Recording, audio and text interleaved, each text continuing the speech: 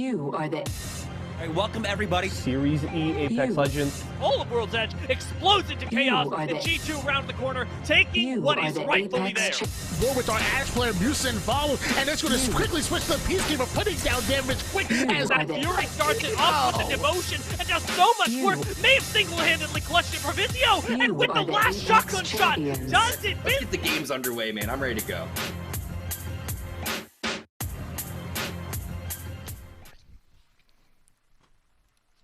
All right, welcome everybody to Series E. Tom, it's been such a long time. Glad to see you. How have you been, buddy?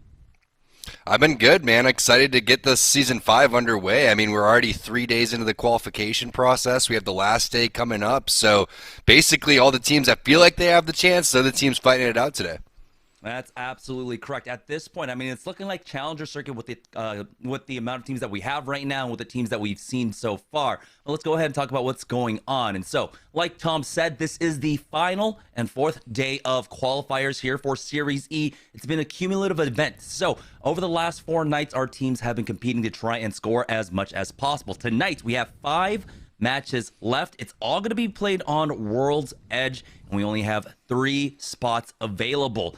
Of course, the point distribution is going to work like ALGS standard. First place will get you 12 points all the way down to 15th, which will get you 15 in every match. And of course, every single kill you get along the way is going to matter. But now let's go ahead and talk about the teams that are competing in our final qualifiers. Well, actually, we don't have that graphic quite yet, so we'll go ahead and talk a little bit more about what's been going on. I mean, right now, it's the final day, Tom, and we know that a lot of pressure is going to be put onto our squads here.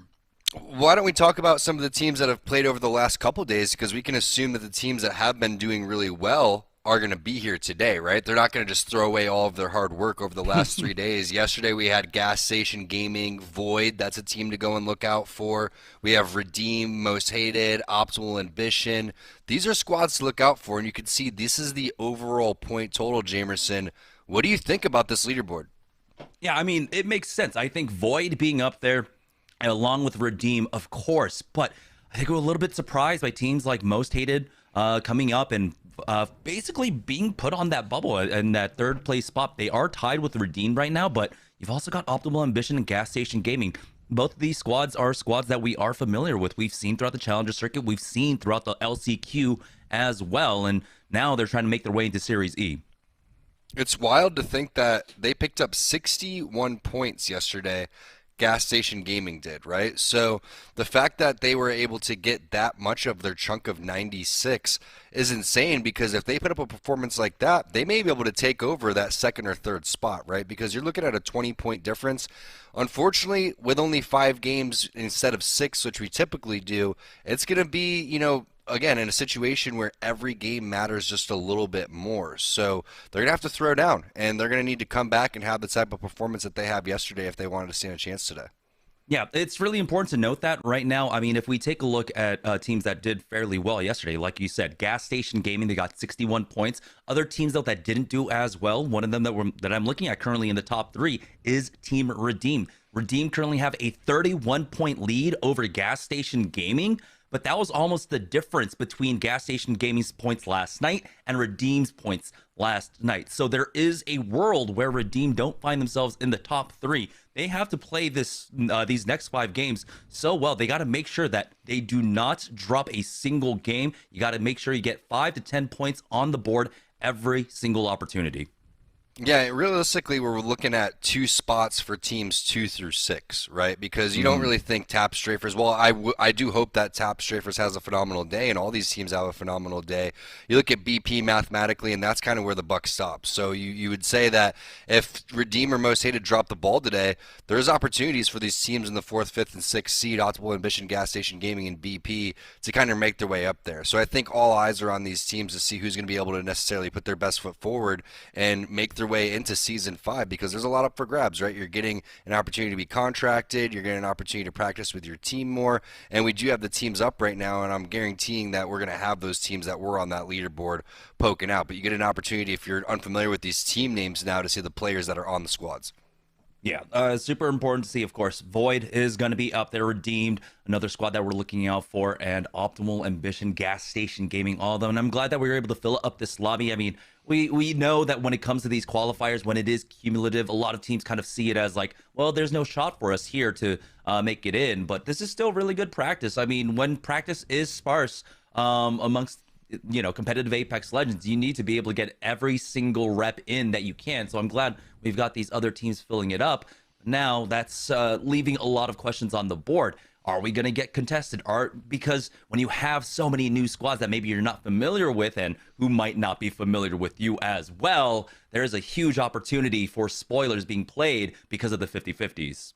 Well, not only that, it depends on how big of a gaming degenerate you are. You could not even be waking up right now. Some people are just going to bed right now, Jamerson. You know the deal, right? People are out there. They're all hopped up on Mountain Dew. One more game, and one more game lasts about 6 hours until about 10 a.m. So that could be the problem right now with some of these players. But hopefully they're coming through and getting ready to play. And hopefully there's no glare on their screen because it's during the daytime. Hopefully the vampires have covered up their windows and put the screens up so they don't get the sunshine coming through, because it's going to be grind time. 5 games to prove what you have to do in terms of getting into Series E, and we're starting these games off here very quickly as the players load in the lobby.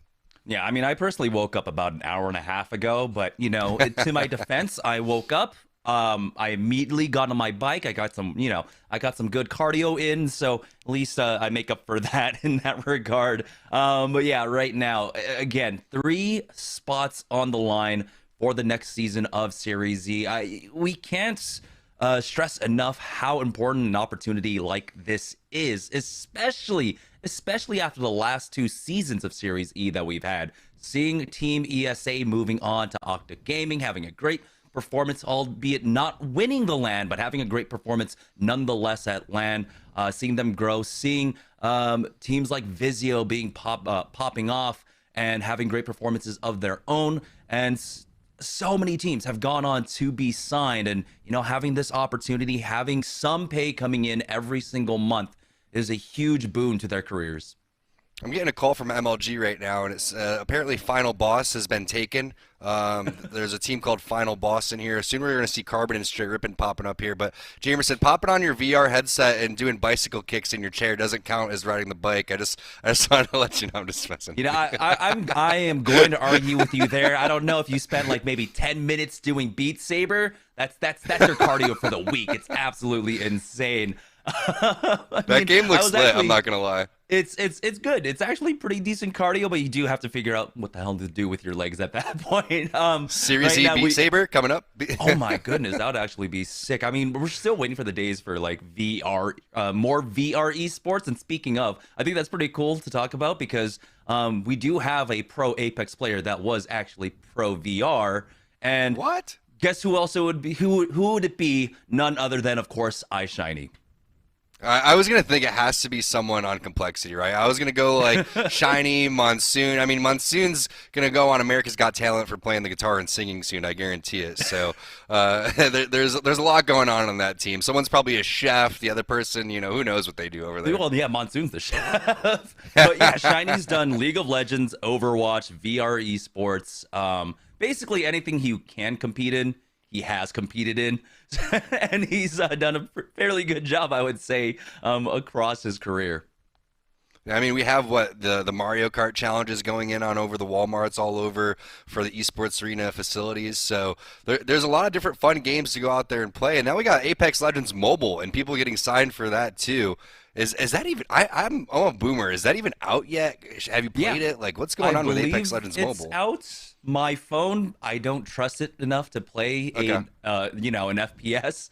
At this point, I mean, I still have like a Galaxy 8 or a Galaxy 9. I can't quite remember what I have. So it's a few models behind, and I just don't trust it for games at this point. Why would I when I have a decent PC? So, but Sure. Yeah, I think what was it? TSM just signed Sunho. And so they're really picking up in the Asian markets. I think that's really always cool. I mean, we've already seen a huge, not a resurgence, but a huge popularity in the Japanese scene as well. So it's great to see that more of esports is getting globalized and a lot more markets are kind of being put in the spotlight because of it. I mean, it's just kind of weird when you go to the tournaments and you see live, people just sitting in their phone. I mean, I guarantee that's what like parents think about us when we're sitting in front of our monitors. Yeah. And I just see like people just like in their phones, like intense gaming, like super, super hard on the main stage. And it's just, you have like $5,000 PCs right there. And then you have like this like $20 phone, or a couple $100 phone.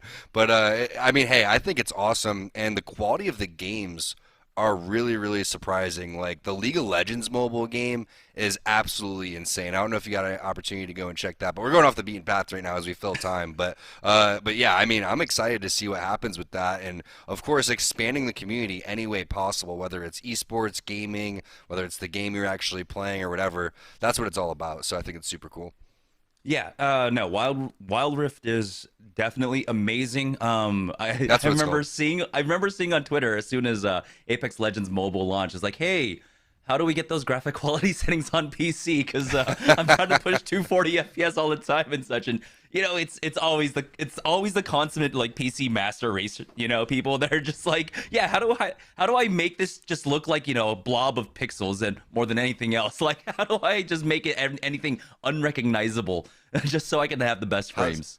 The big question is, how's the aim assist? As a controller player on PC, I want to know how the aim assist is on mobile.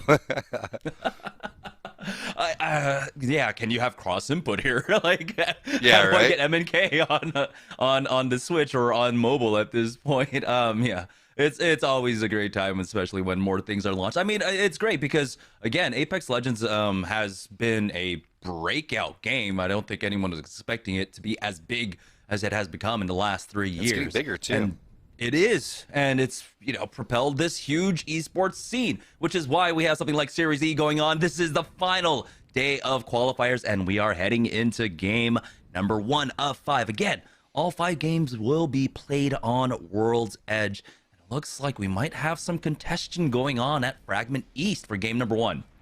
Well, this is going to be fun. Also, big shout out to our sponsors, Vizio. If anyone from Tyson is watching this, send me some nuggets. I would love some nuggets. Oh, yeah. We are joining on board with Void, though, who are our current leaders. Basically have a lock. As long as, they just don't have a 0-point night, I don't think they have to really worry about anything at all. As they'll even be, of course, able to pick up the loot over here at Climatizer. And I think that's one of the big things that helps them out. I mean, Climatizer is just fantastic. Yeah, I mean, just look at what you get off the rip right there. And you're getting that flatline with the 3x, which is a great scope for the flatline. You're already getting a PK, purple armor coming in for Blitz. This is great. This is, already great start coming through. Look, purple armor. You have to be feeling good if you're already in first spot, getting your POI not contested. And when you're talking about dropping a goose, realistically, that's all you have to look out for. And who wants to contest the number 1 team, first of all? Second of all, if you lose that, there's going to be plenty of open spaces. No one's really been dropping Dome. Geyser sometimes is fairly free. Harvester was free 2 days ago. Skyhook is an opportunity to go over there. Trials typically is untouched in situations like this. So there's a lot of opportunities to avoid getting that goose egg, and if you did get 50-50'd, there's a handful of different opportunities to go and do different moves too. But here's Final Boss. Not the Final Boss that I know, but there is 3 teams over here in the Fragment side. You can see 1 team in Fragment East, 2 teams over towards the Fragment West, and no, that's not Spirits, that's Spirits E, because you can't be running the show and competing at the same time. We're getting our first look at the ring as well. It's going down to the south side. Launch site tree is one we're looking at. Even the lava siphon pull over to the platform is one that could happen. But the teams now kind of have to hedge their bets. Where do they think this circle is going to end? Will they be able to play on edge? I mean, we know a team like Void are going to try and hunt the teams over at Survey Camp, and that's what they're making the move for right now. They're doing it quite regularly in our games yesterday, especially when you had these southern poles. Well, because you can just sense weakness, right? Teams that land over towards Survey are typically scared teams because they're shaking in their boots. They don't know where to go. They don't want to contest. They're like, oh, Survey's open. And guess what? Survey has the worst loot, right? It's kind of like the train yard, but even worse for when there was train. So I think that they're doing the right move. A team that does that all the time is Complexity, right? They land over towards the epicenter side. They own all of this area. And you can see double purple going up against gray armor, plus their crafting right now. This is how you do it. And you do it really, really fast so they are unexpecting. And if you can get the team split up, you're going to be in a really, really great spot. So I love this aggressive play from Void, and you can see how confident they are already to start things off. And they know that they were actually crafting armor in that one. So someone had to run back and end up picking up a white armor there. So they know they should have a decent advantage in the HP department here. Now, in the Macaroni building, they've already forced out the bubble. Arcstar in doesn't quite connect for Borden, but he has the spray down with that flat line. Getting challenged now as they just peek out one by one. Farmer Lucas getting that first knock. Finds a second as well. And Team Void will have an easy +3 coming in. That's going to be the Outlaw Comets getting knocked out first. Got another fight taking place, though. Looks like trades going down over here. Convoke Esports now trading for one more. Yeah, they came in like Bruce Willis and Armageddon right there. I mean, that was...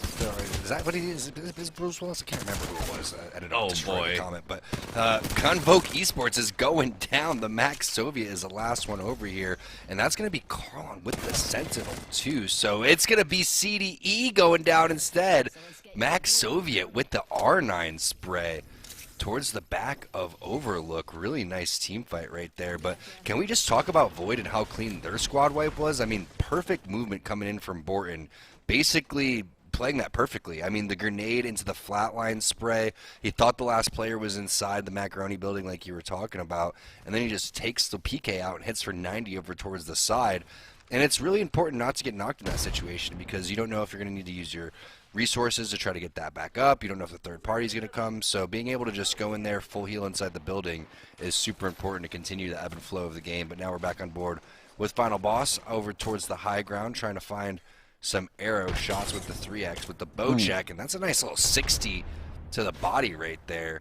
However, this is a very vulnerable spot, especially when the zone is completely open like this. You do not want to be up here for too long. And we know teams are still late rotating in, one of them being Void that were up there at Survey Camp. They can swing around this way. The fight over this beacon is going to be super important. You can see Final Boss trying to bully them away, and they might have just been able to do so. So eventually they'll be able to drop down, pick up that scan. It looks like they're going to be forced back at the very least, giving up that height for now. But they've done their job. They should be able to push forward. So it looks like they're actually just going to go ahead and use this Valkyrie redeploy instead. Getting cut off there. You got to be careful. We saw so many Valkyries getting shot out of the skies yesterday. But it looks like our awesome Eric will be fine, will be safe. Will be able to move past this bridge with little to no trouble. I was going to butcher that name, so I'm so glad. I was going to call him like Awesome America. I was gonna like start throwing letters in there that aren't even in there. So now we know Awesome Erica. Right. Yeah, Awesome Erica TV. Like, I had no idea. I thought this guy was just like super prideful, like go USA. I'm pretty sure I thought it was America. I'm not gonna lie, but that's my dyslexia kind of kicking in.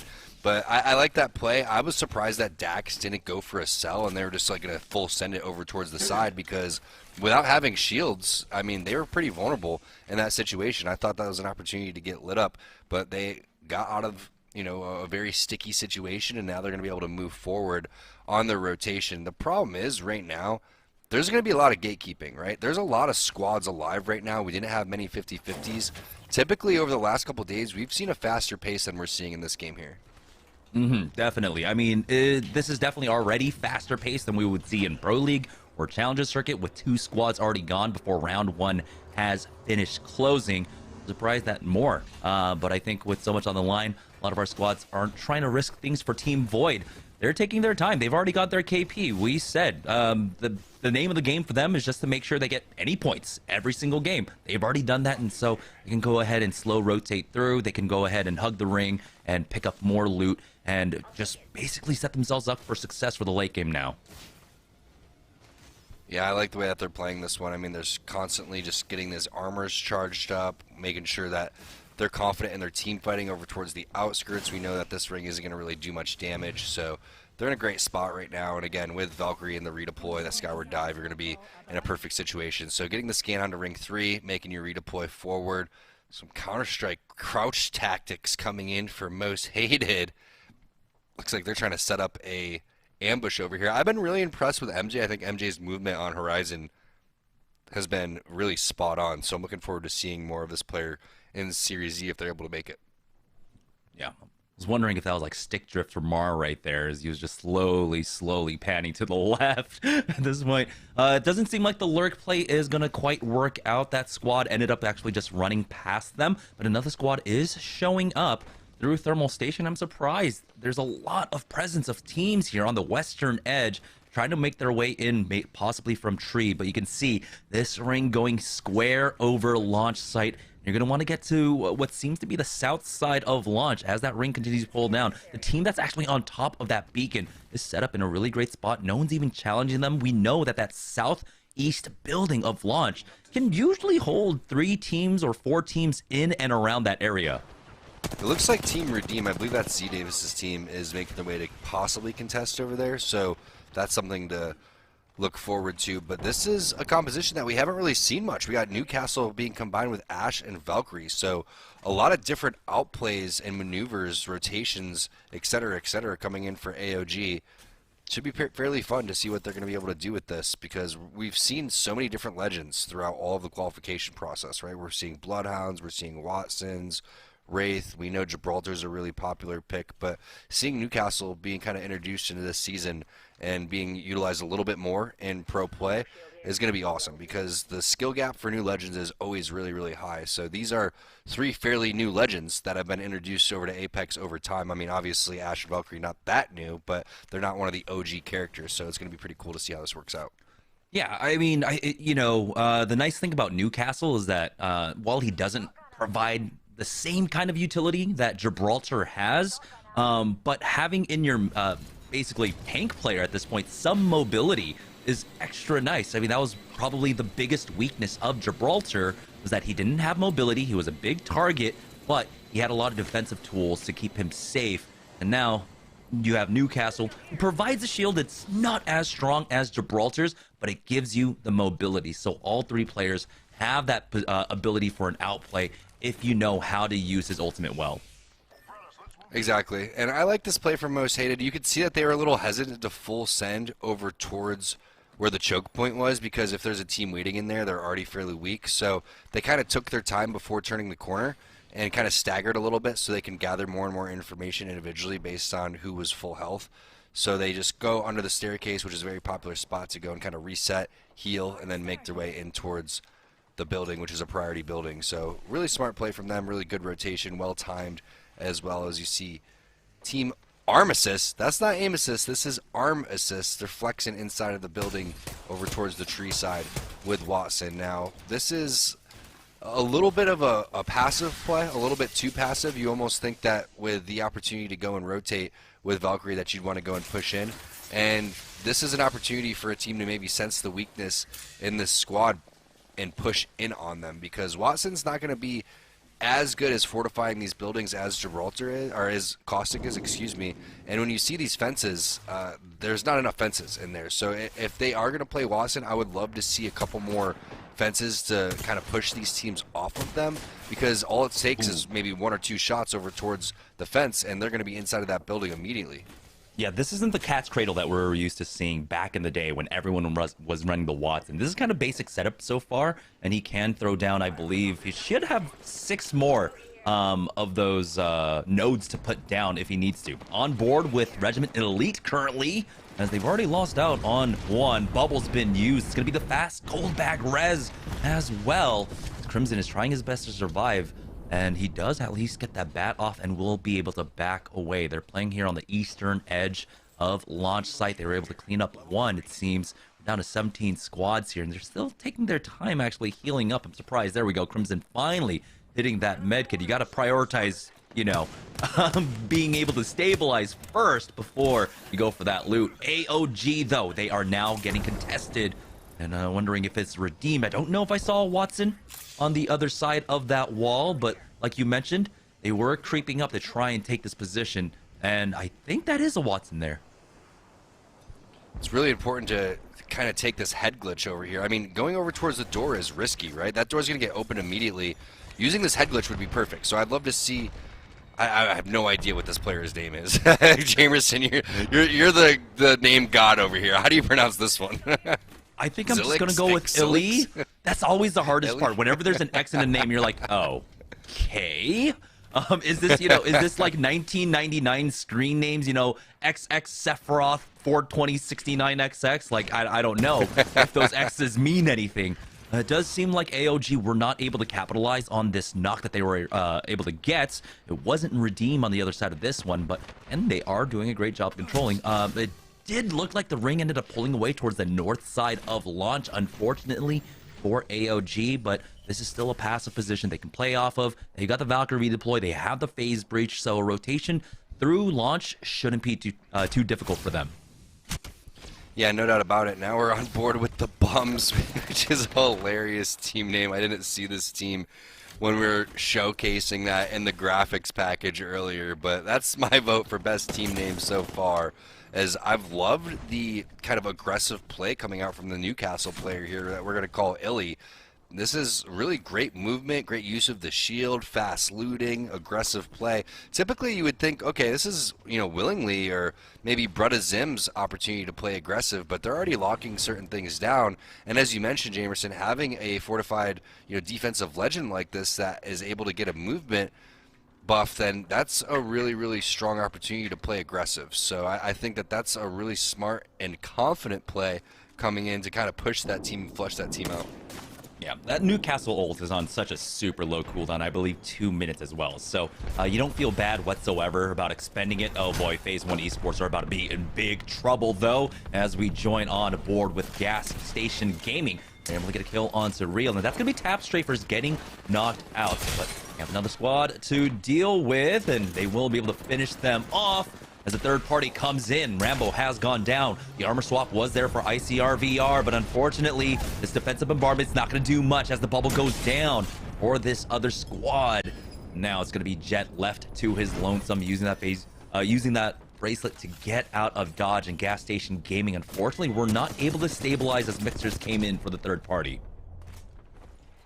Yeah, really nice third party there from Mixers and a great defensive bombardment from Saucy. As you saw, Icy was going for the armor swap, but I like the presence of mind to brace it out of there. I mean, you hope and wish that you could win that 3v1, but when you look at it, all three players completely healthy, so virtually impossible to go and take that one down. Final boss eliminated. They're going out in 14th place. You can see MJ and the most hated squad picking those kills up along the way too. So good job by them. And some player that's been popping off in the kill feed is What the Fuzz. I believe that's the second or third knock and flush coming in for What the Fuzz. So really nice plays coming in from them as we switch on board with most hated, as we mentioned, just finishing off final boss over here as they made their way over towards this choke point a little bit earlier and locked down the building, and now they are doing the gatekeeping that should have been done to them a little bit early. I mean, this was a priority spot that possibly should have been locked down with the timing, but they took that one almost immediately, and a nice little bubble to get their boy Marstreams back inside too. So great teamwork, great baiting and switching coming in from the most hated squad.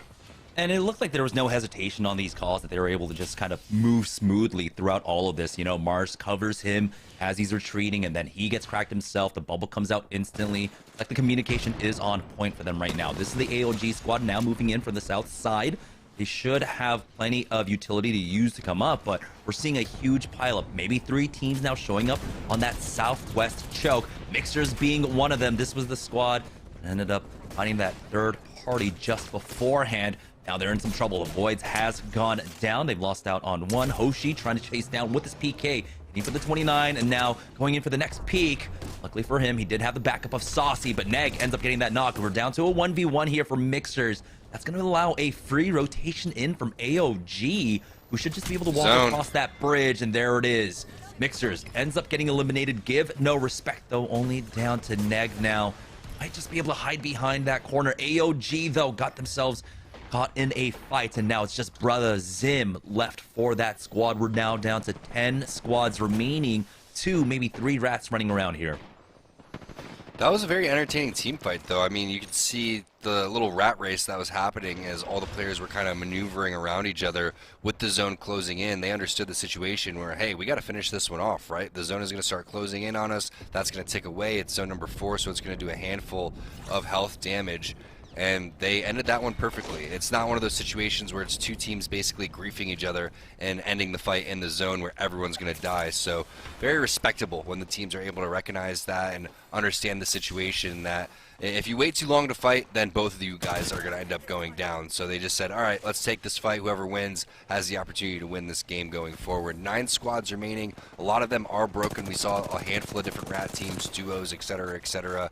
In terms of positioning right now, you would like to see Convoke in this situation, right? They're on this high ground area. They're going to eventually have to bubble forward. So realistically, a lot of eyes on C-Fly, because not a lot of defensive bombardment, bombs are going to basically register with all the teams inside and over towards the building and having this type of cover. So if you do anything, you're probably going to have to defensive bombardment over towards the side and then lay down the bubble. Great thermites right there coming in onto Void, but they're still in a good position as they lock down a spot inside of the zone. So as long as their back's going to be clear, they're going to be in a good spot.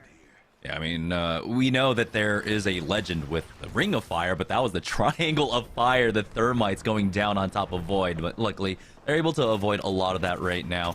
You can see, though, it's great utilization of this gravity lift, actually confusing Borna a bit and forcing him to peek out and get basically revealed behind cover there, forcing out a bubble from Blitz. No now, batteries. This is pretty big, yeah, because doesn't have bats. He's slow healing throughout all of this. Now they're pretty vulnerable for the next 20 seconds without having that nice angle coming in from Seafly. He gets that knock and the instant call to drop down. They're going to full send it in with the bubble forward now. They've got the PK out. It's a 3v2, but the Arcstar onto Seafly. Hopefully he doesn't splash that across his team. There's the cleanup. Outlawed Abyss knocked. Convoke Esports, I believe this is their third team fight win now. They should have about 7, maybe 9 kill points to their name, and they find themselves in the top 5. You know, this is wild because they have more points right now than they had yesterday. I'm looking at the scores, and they were in 17th place with 4 points yesterday, and you can see they've already picked that up just in kill points alone, let alone what the placement's going to be. And they have a couple of different options. I mean, the low ground didn't seem like that bad of a spot, but you know you could always go from high to low. It's a lot easier than going from low to high.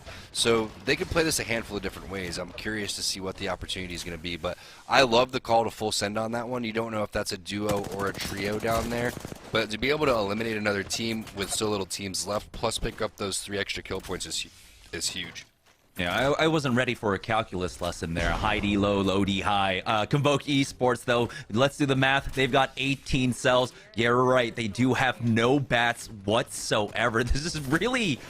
Oh, this is almost painful to watch, you know, red armors, and you can only sell up. You know what? Just go for that crafter, Jamerson. It's right there. No one will look at you. I mean, it's not like this is exactly where the zone's ending or anything, right? So, a couple yeets of the barrels on over towards the door. Those are going to be shot down. You could bubble in this type of situation if you really wanted to craft, but your bubble is so important, and I don't think that's even worth it. So, the opportunity to just heal with these cells is there. It's going to not really be good for your final team fight because you can't just bubble and then hit the battery in there. So you're going to have to do something a little bit interesting. But realistically, when you see the zone ending in the middle over here, it's all about your Gibraltar players, right? It's a team effort overall. But the timing of the bubble here, the timing of maybe the caustic gas. Oh, Bastola with the shots onto Shrills. That is not what you're looking for. Shrills getting a little bit away from the team right there. And now...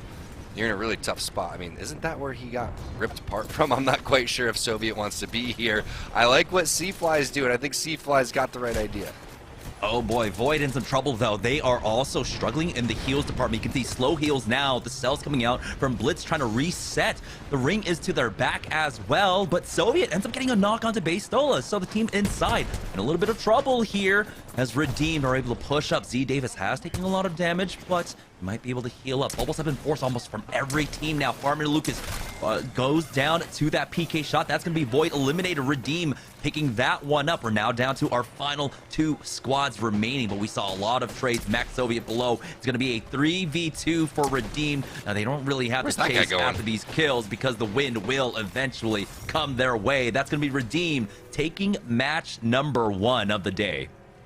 Did that Valkyrie just go into the zone and say, screw it, I'm just going to end it all? I mean, that was a really interesting way to end this game. Really nice job from Redeem. I mean, and Redeem's a team that you have to watch out for, right? Because these are squads and players that we've seen in the past. I mean, Z Davis has been popping up in the ALGS and Series E for quite some time. We know what Joey Blackout's going to be capable of, but a great game number 1. I mean, very slow-paced game. You could see how important it is on the final day of the qualifiers for these teams to pick up their points. Yeah, and again, talk about the teams that we saw there at the end. Redeem, Void, both teams not having the greatest start yesterday. Void definitely did end up pretty well. Redeem was kind of middle of the pack throughout the day, continually putting on points at the very least, but getting that win is absolutely massive for their chances of making sure that they secure a spot in the top 3. We've got 4 matches left to go here in the qualifiers. We're going to take our first break. When we get back, we'll have game number 2 shortly after this.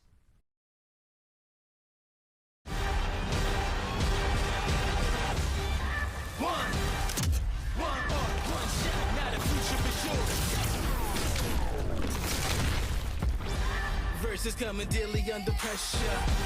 Working on the plot and the scheme, the true style trademark is at the edge of your dreams. I'm talking, yeah. One shot, now the future is yours.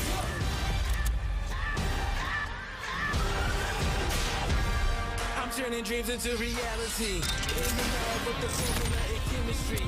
Your memories spark and motivate and make the industry shake. Get the balls to the brakes. I'm talking one chance, yeah, I was so good for the code. It's one shot, now the future is yours. Go! Eccentric. I'm fading. One bad headache can crash your entire game. Excedrin relieves headaches fast. Excedrin, game over for headaches.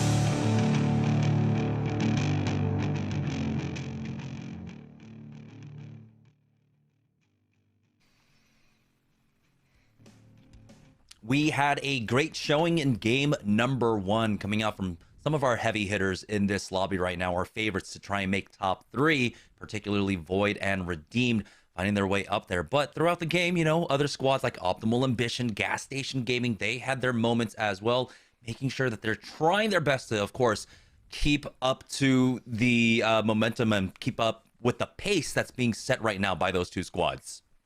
Yeah, they're going to have to step it up. I mean, they're playing really, really well, but with only 4 games remaining, there has to be some dubs on the board, maybe even 2 wins out of these next 4 games when you're looking at being down. I think it was 20 points when we all got everything sorted out on the leaderboard before we started today. So I think that, again, when you're looking at what a big game is, one big game is 30 points. So if you can get one big win with a handful of kill points, you're going to be right back in there and you could qualify.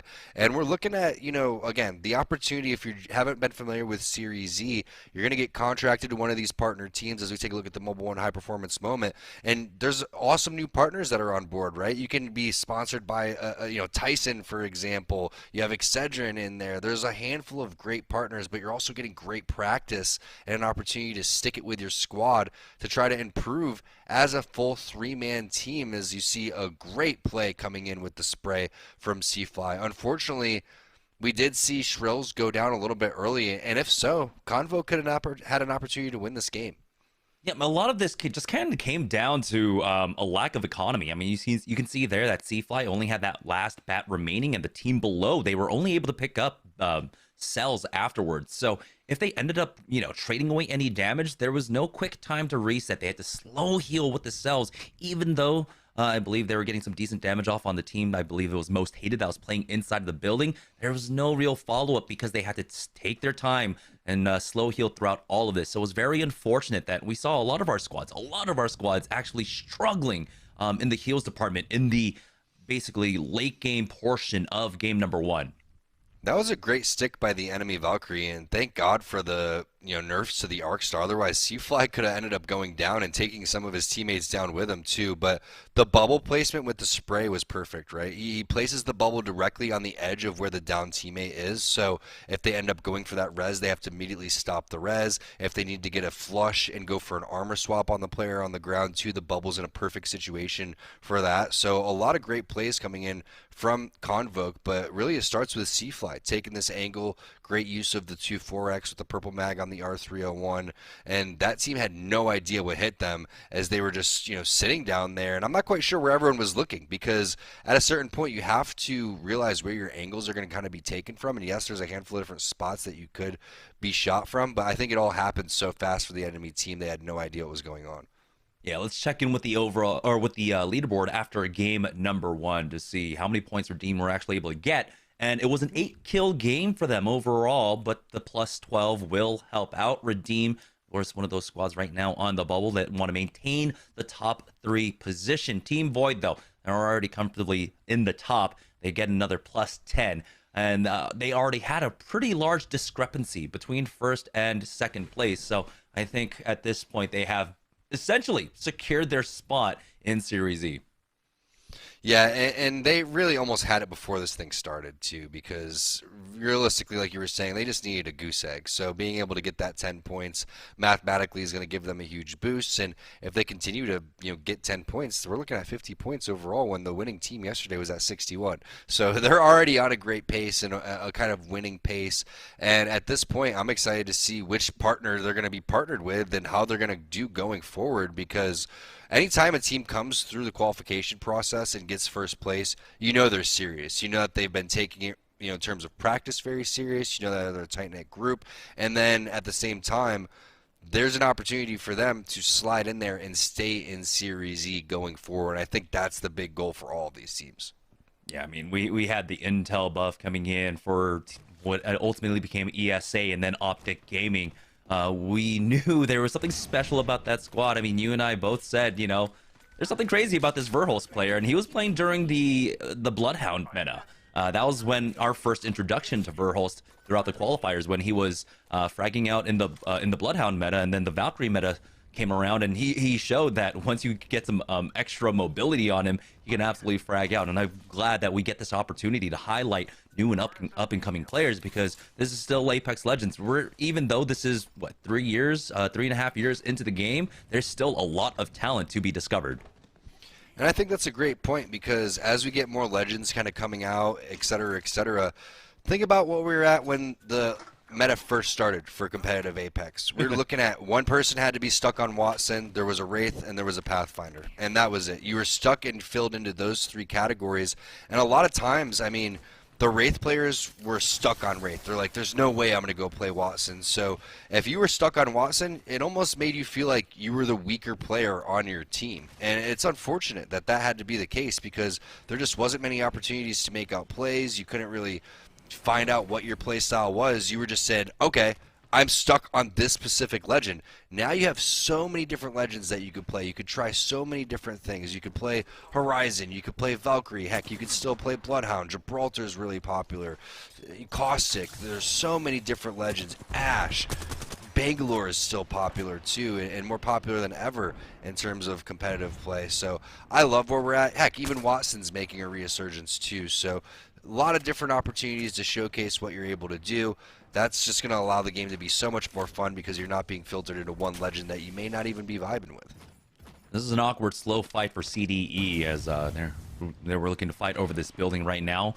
We do have Nyx on that Bloodhound, so they're looking for these fights. They are just not looking to play for position. It is all about trying to find these fights on the edges, but this isn't a really slow one. They know that it's a Loba team on the other side of this one, so you have to kind of expect maybe possibly better armors. At the very least, much better attachments on their guns. Or but ammo? There is there any ammo?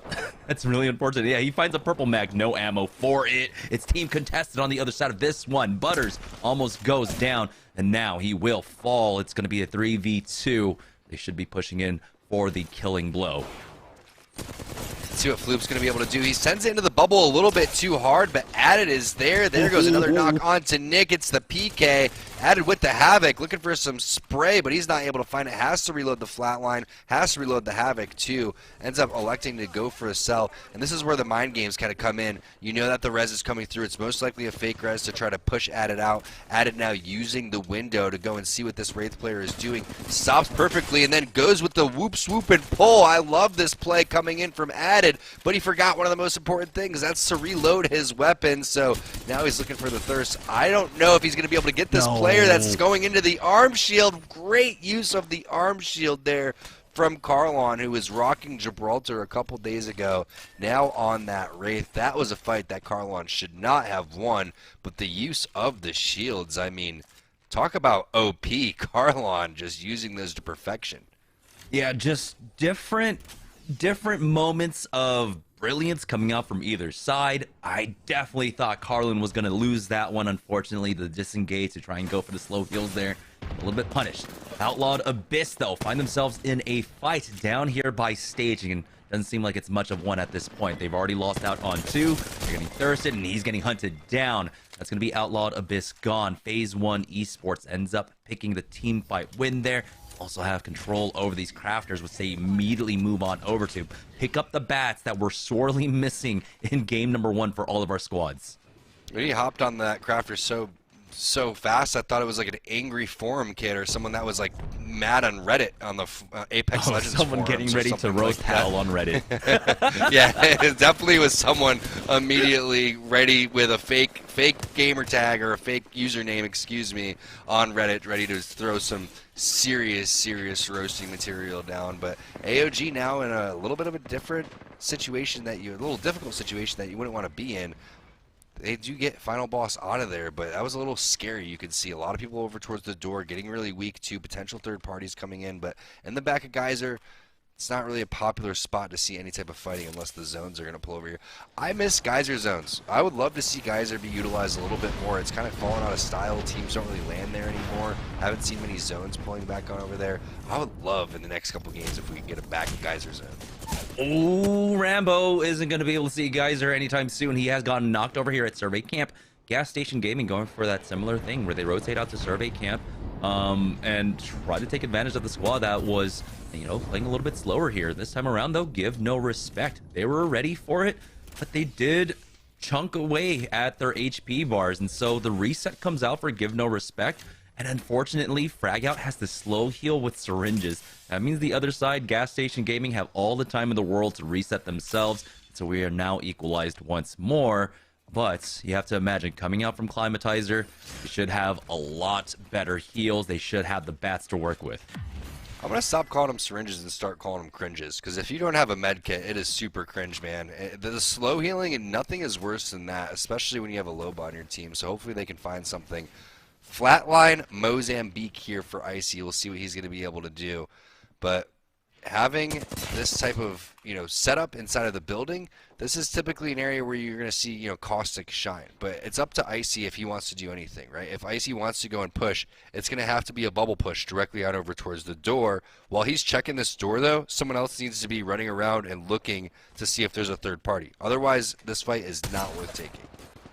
Yeah, and the ring is pulling up here towards the north side of the map, and so you have to expect teams are starting to show up, but you have a lot of fights taking place on the edges right now. I mean, we are already down to 16 squads. It's Mixers charging forward. Hoshi really utilizing that gravity lift well. They're slowly pinching this squad, forcing out a bubble. Angle here from Avoids, just chipping away at them, keeping them at bay. Hoshi does have that gold armor, so he'll be able to heal up real quick now. Should have another gravity lift coming up soon. He'll be able to retake height up against this squad. Mixer's gonna go for that full send. It looks like no, it's just Hoshi on his own, keeping tabs of that team currently. As this one's taking some time, but they are on the edges here. So the worries of third parties not as big.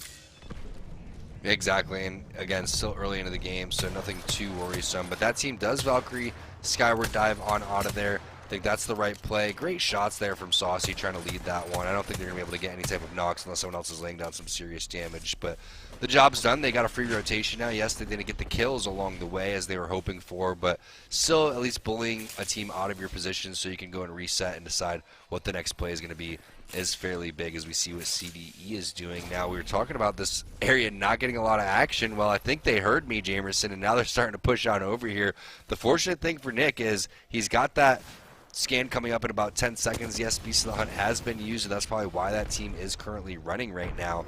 But this is an opportunity to go and push, and the bubble is already down, and teams are falling left and right to CDE over towards the back of Geyser. You're like, all right, you guys want to push us. We are pushing you. Really nice job, and Carlon continues to impress. Again, another squad, though. The third and fourth parties are coming in.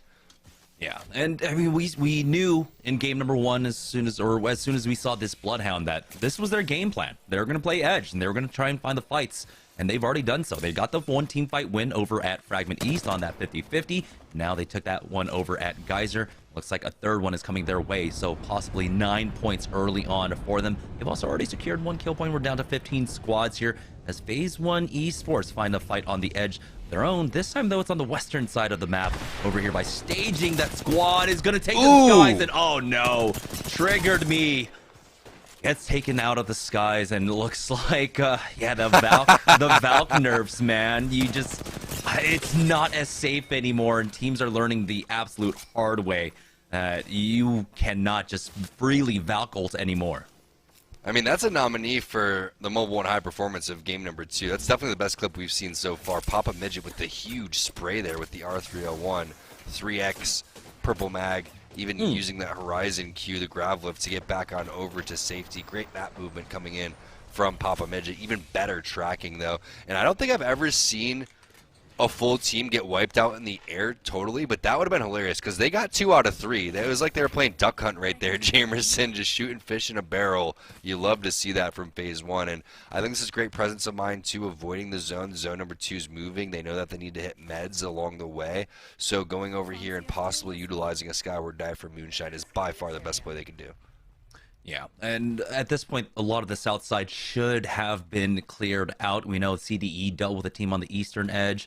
We knew a third party was coming over there, so we're looking at, just 3 squads running in from the south side right now. Most of the teams have probably made their way in and around that survey camp area as Papa Midget is going to go ahead and take this height for a squad, make sure no one else is around. Ooh, they do spot out one squad using that Skyward Dive, getting past them, so they might have to use the Skyward Dive.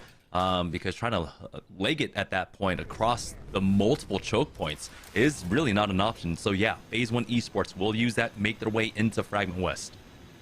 You know, if Phase 1 Esports made it into Series E, they would be with Team Tyson. You know why, Jamerson? Why? Because they just air fried that squad. Let's go. Oh, man. Okay. All right. I had my moments in game 1. I'll give these to you in game number 2. Yeah, they did at least, you know, they played chicken there, and they got past that choke point at the very least, avoiding the fight, and got over here at Fragment West, and they're gonna be safe to at least kind of hover here for a while. They just used their Skyward dive, but it's on a pretty low cooldown, so they can just exist here if they need to use it again. That ring will continue to pull away, but oh, looks like Papa Midget wants to get a little aggressive here. He's gonna go ahead and charge forward on that horizon. I like the plays. I mean, getting aggressive on a team towards the edge of the zone means less likely opportunity to go and get a third party. Plus, you know that they have to hit meds. So now he's looking for the corner angle, and is able to find that. But no, the fried get fried even harder there. That is absolutely insane. Fortunately, it is just a solo, but a little bit of salt in the wounds right there for Papa Midget. Yeah. He had first shot, and then all of a sudden, he turned around and started running for his life. He had first shot for like a good minute. Let's be completely honest. He really did. So he's going to be questioning some of that going on. But, you know, luckily, like you said, his teammates were there. It was just a solo on board with Armistice, who are playing the northern side of the zone currently. While a lot of survey camp is in, we know that these rings like to pull away into these rocks on the north and northeast portions of this zone. So I like Armistice's position. They've got the back, they've got the ring to their back, and we're actually hearing a fight inside of the tunnel right now. It's Mixers who lost out on Hoshi. Not even going to be able to recover that banner. They're in full retreat mode here. Tough situation. I mean, realistically, the best legends for grabbing the banner, we already know. Crypto, we don't see any Cryptos here in this lobby. Wraith, because you can go and queue out. Pathfinder is not really popular right now in the current meta, so, you know, giving that up and saying, hey, there's already 3 players in the vicinity, we can't really do anything about that, is a tough pill to swallow, but it's definitely the right move, as we have 13 squads remaining, and a lot of them are full squads, so another very kind of slow, methodical game, I guess you would say, especially compared over the last couple of days where we've seen some very fast-paced games, but still the fights are taking place at the right time. I think everybody's playing this as they should. It's definitely a high-stakes day today if you're just joining us. This is the last day of the qualifiers, so there's virtually, you know, 6-7 teams that have an opportunity to get 3 spots, and one of them is kind of already secured by Team Void, so it's a big race for that second and third spot. CDE, feeling the pressure. They know that every single game has to be a big pop-off game for them as well, as they're not really in the top 4, top 5 right now, and so they have defaulted to this composition, which wants to fight on the edges, wants to be able to just take the full 3v3, but the Beast and Hunt's already been used, and there's another opportunity that has gone away from them. We've only found 2 team fights so far. The 3rd one got away, the 4th one got away as well, but they should have another opportunity here with round 3 closing up. A lot of the map has been opened up. It's 12 squads remaining, so when we're talking about the pacing of game number 1, it's definitely been accelerated here in game number 2. Yeah, it could be based on the zone. There's a handful of different reasons why that's necessarily happening. We saw some pretty unorthodox rotations from zone number 1, or excuse me, game number 1 for the west side, the northwest side, as you previously mentioned, which, you know, kind of slowed things down, especially when a team like Void isn't able to find a majority of where those teams are going to be. But I love this play. Great defensive bombardment from Al Marksman. This should get a lot of ticks behind the team on the rock. Oh, they're trying to get out of there, but they are being pinned down by this charge rifle. Marksman will go ahead and back away, though. Unfortunately, he's getting tagged up from behind. Using the slow heals now with that Watson generator. Fortunately, they don't get much off of it, but they do at least make progress towards the red Evos. I mean, he used a battery just for one thing that he could use a cell for. There's 25 shields remaining, and he goes with the battery instead. A little bit of a misplay right there. We know how important batteries get over towards the tail end of it. We'll see if that ends up coming back to bite them. Redeem winners from game number 1.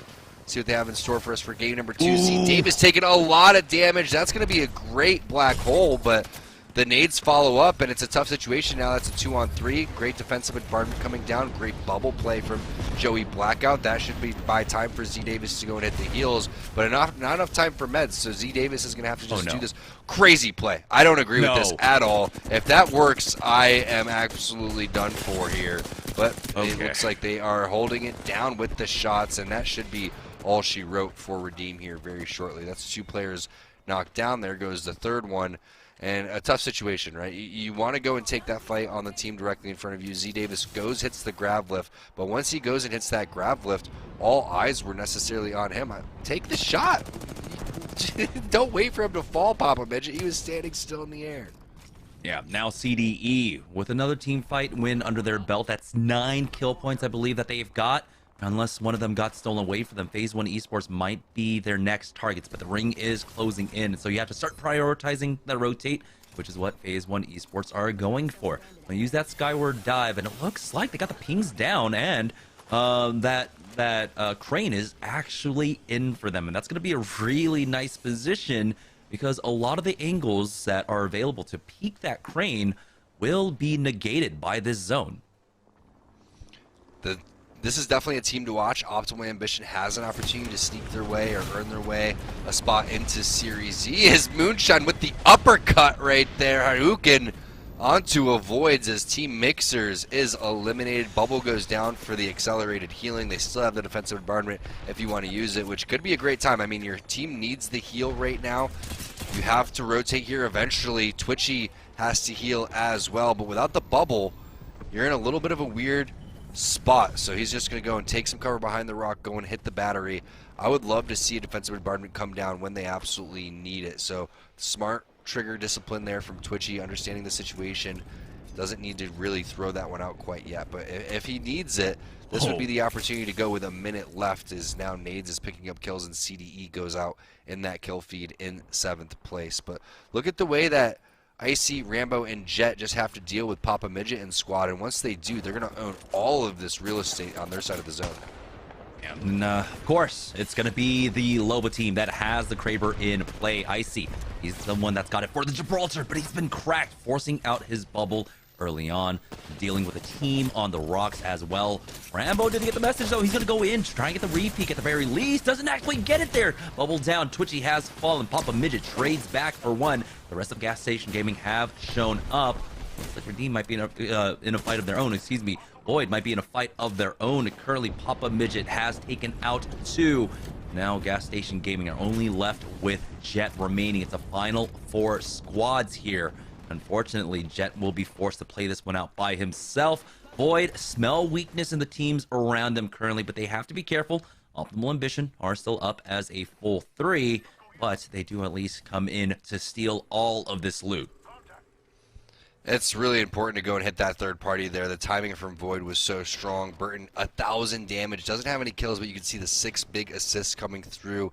Great game from Void, our team that is currently in the cumulative leaderboard, sitting at number 1 after 3 days of qualifying. This is the final day. We have game 2 of 5. You can see it in the bottom right. They're trying to fight for these 3 final spots to get partnered and go into Season 5 for Series E. This is one of the squads trying to make their way in there. Optimal Ambition inside of the zone, on top of the roof, with Caustic here. The Caustic value just continues to rise with how small the zone gets. And it was a 5-point game number 1 for Optimal Ambition already. They've been quite present on the kill feed, so this one's going to be decent. 3 kills for Nades, but I believe they should have a few more, and they're about to pick up 1 more here, hunting down this last player. It was Jet going down to Borden. Unfortunately, that kill getting away from them. It's going to be Void picking that one up. Optimal Ambition.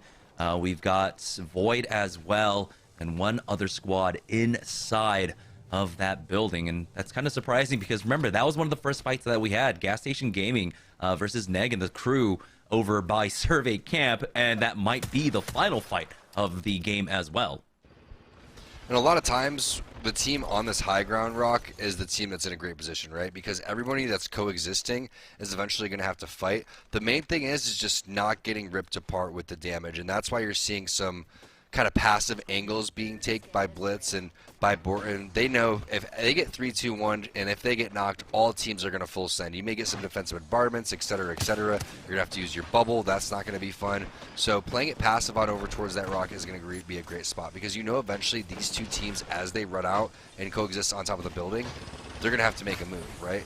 Eventually you have to get off of that rock and you will have to move forward, but fortunately all the action is going to be directly in front of you. Look at Lucas's position. He was actually underneath that building. He's going to go ahead and rejoin his squad, though.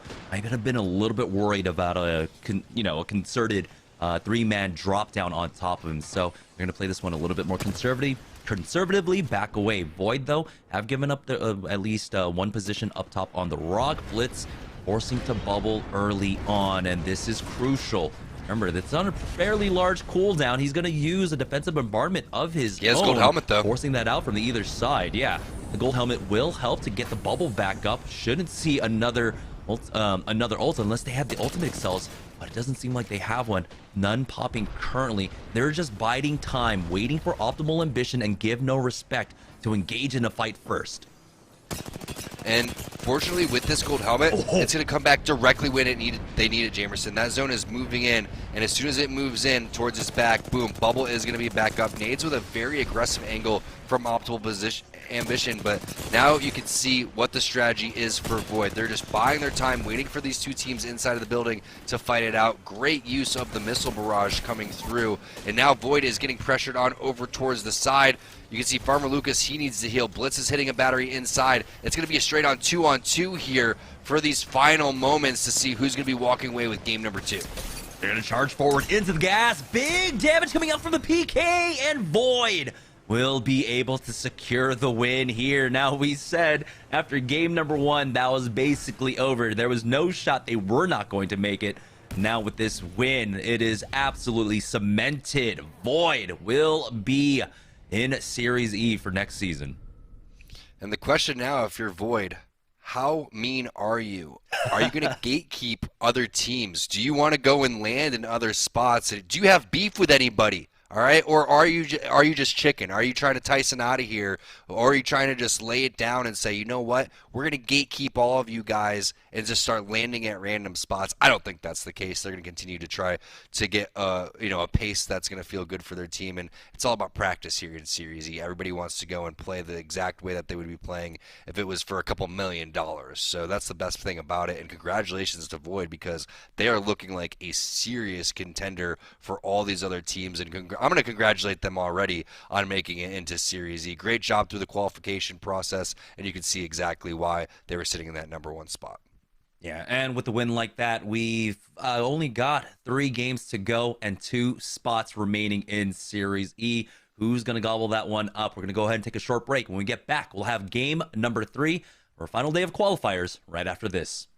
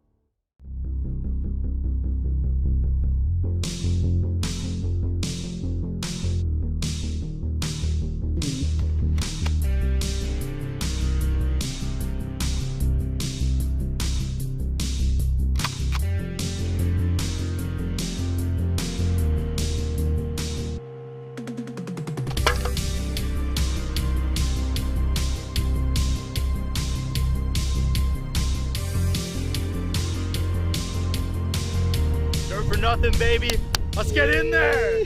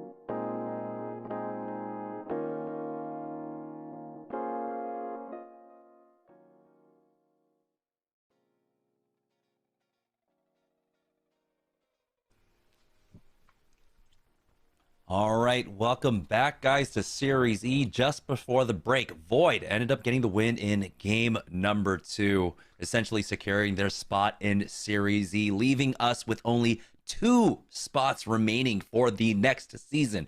We got 3 games to go. Let's go ahead and take a look at exactly what happened in that last game. I mean, it was a fantastic win. We were talking about just how well they played that late game. It was all about that third party that they came and swooped around for, too. The timing on that was fantastic. Now, again, 33 points overall. That is huge. Redeemed, their stock is continuing to rise. Teams like Optimal Ambition, though, and Gas Station, those are the squads to look out for. They have to step it up over these next 3 games. Yeah, with 3 games left to go, like you said, it's just not that much time. It's not that much time at all whatsoever. We were talking about how you need a big 30-point game and then a few more decent placing ones if you want to have a shot at all. And your opportunities for those pop-off moments are now running out. Let's take a look at the Mobile One high performance moment from game number 2. And there were a few, and this was definitely one of them. Phase 1 Esports showing why you just can't go for these Valkyro ultimates anymore if you're trying to disengage from a fight. Just great tracking, though, from Papa Midget, making that look easy. I mean, those shots are not as easy as he's making them look. And then the final hunt down on this Wraith player right here, it's tough, man. I mean, you think that you're safe. You're going for that Valkyrie redeploy, and then Phase 1 Esports says no. Tap Strafers, they go out in 16th place before they can even pick up a placement. But, you know, I don't know if there was a situation where they weren't aware of Phase 1 being directly on top of them. But either way, the immediate melt, the Mobile One high performance moment going on over to Phase 1 Esports, and very well deserved. Yeah, they almost got all 3 players before they even landed at the end of that one there. Very close. Phase 1 Esports picking that up. And they had a number of kills in that last game as well. And, you know, for a squad that I'm not that familiar with, glad to see them able to get a pop-off moment of their own. Yeah, no doubt. And we were saying, could this be the highlight of the day so far? I mean, almost picking out 3 players in the air as they're landing. I haven't seen it in Series E quite yet, so you got to give them credit where credit is due. But there's the leaderboard again. Very important on our final day to keep the teams, keep an eye out on the teams that are trying to take that 2nd and 3rd spot, because we know Void, after picking up 33 points, they're virtually around that 200-point mark right now, which is untouchable in terms of these other squads catching up. So it's not like they're going to have an opportunity to, you know, pick which partner they're going to have, but the fact that they are the first team to stamp their ticket through this qualification process has to feel good for them. Yeah, and for Optimal Ambition, they had a pretty decent game. They got top 3, got top 2, I believe, with a decent amount of kills as well. So they're keeping pace with Redeemed. The issue is, though, there's still 3 games left, and they need to break about a 30-some-odd point difference between. So a number of things have to happen for Optimal Ambition. They need Redeemed to basically break a couple games, and then they need to pop off. So things are still not in the favor of Optimal Ambition as we head into game number 3. And speaking of which, this is one of our squads to watch right now, Optimal Ambition. We've seen them in the past. We've seen them in the LCQ. When it comes to the clutch up situations, game number 5s, game number 6s, they have been able to push the issue, get themselves a 30, 35-point game. So what do you think, Jamerson, if you go in here and you're still tied after game number 3, would you consider landing where Redeemed is? Because you need to catch up and you need to make sure that they're not picking up points. Is it worth the risk to go and do that, or do you just continue to play your game? I don't think you can quite risk that right now because of the lobby state, right? A lot of teams, I think more than we're kind of used to seeing, are playing the edge. And so you leave yourself early on vulnerable to the third parties. Team Void, though, actually getting challenged over here at Climatizer right now. Farmer Lucas forced to slow heal. It looks like the catamaran control or the gondola control was not in the favor of Team Void. The armor should be better on the other side, but they're hitting for whites right now. Ooh. Wingman shots coming in from Blitz there.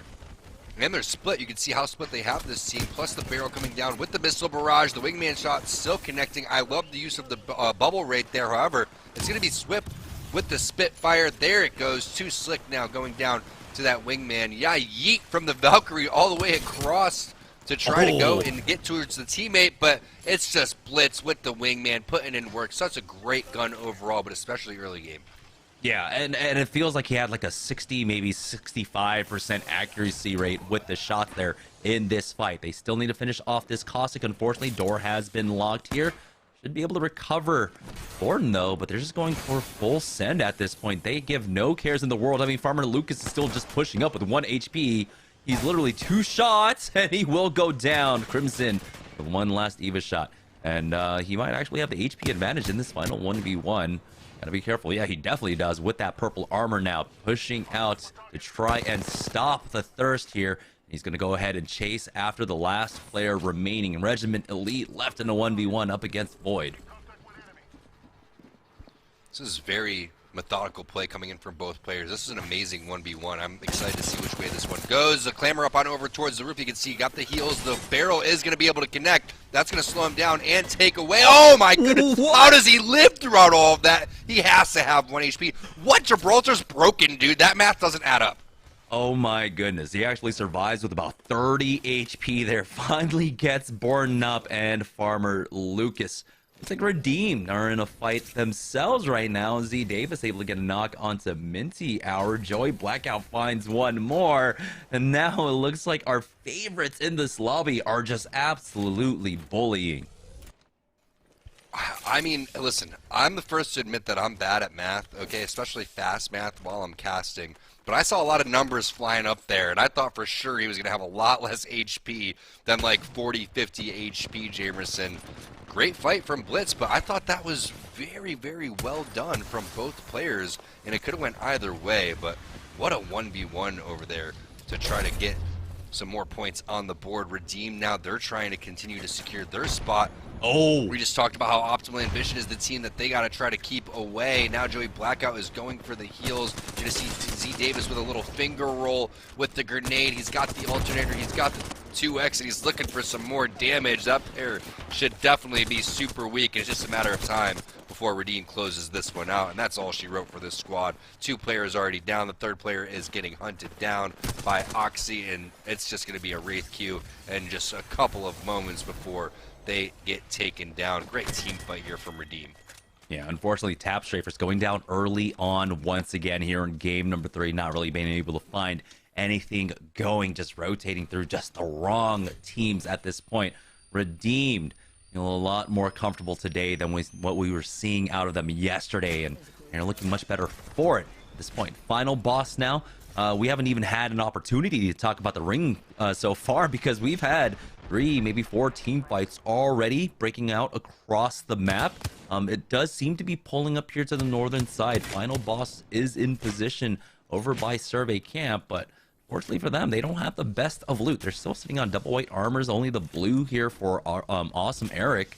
They do have, it looks like a drop coming down though, so it might just be a fight for this. It's going to be an extremely valuable one. An 86 heady might give them priority to try and get it, but you can see how close it is to that building. Right now, though. Good angle right here. I like this play from Final Boss. I think that they're just trying to basically ambush these players over there, but they just are too split. You know you can't get up there unless you have that Valkyrie, and it's just going to be Eric falling back on over towards the squad. I mean, the pressure was there, but if you get a knock, is your team even in a position to go and collapse on that one afterwards? It's almost like you'd be baiting yourself into a fight because they'd even be healed by the time you got over there. Yeah.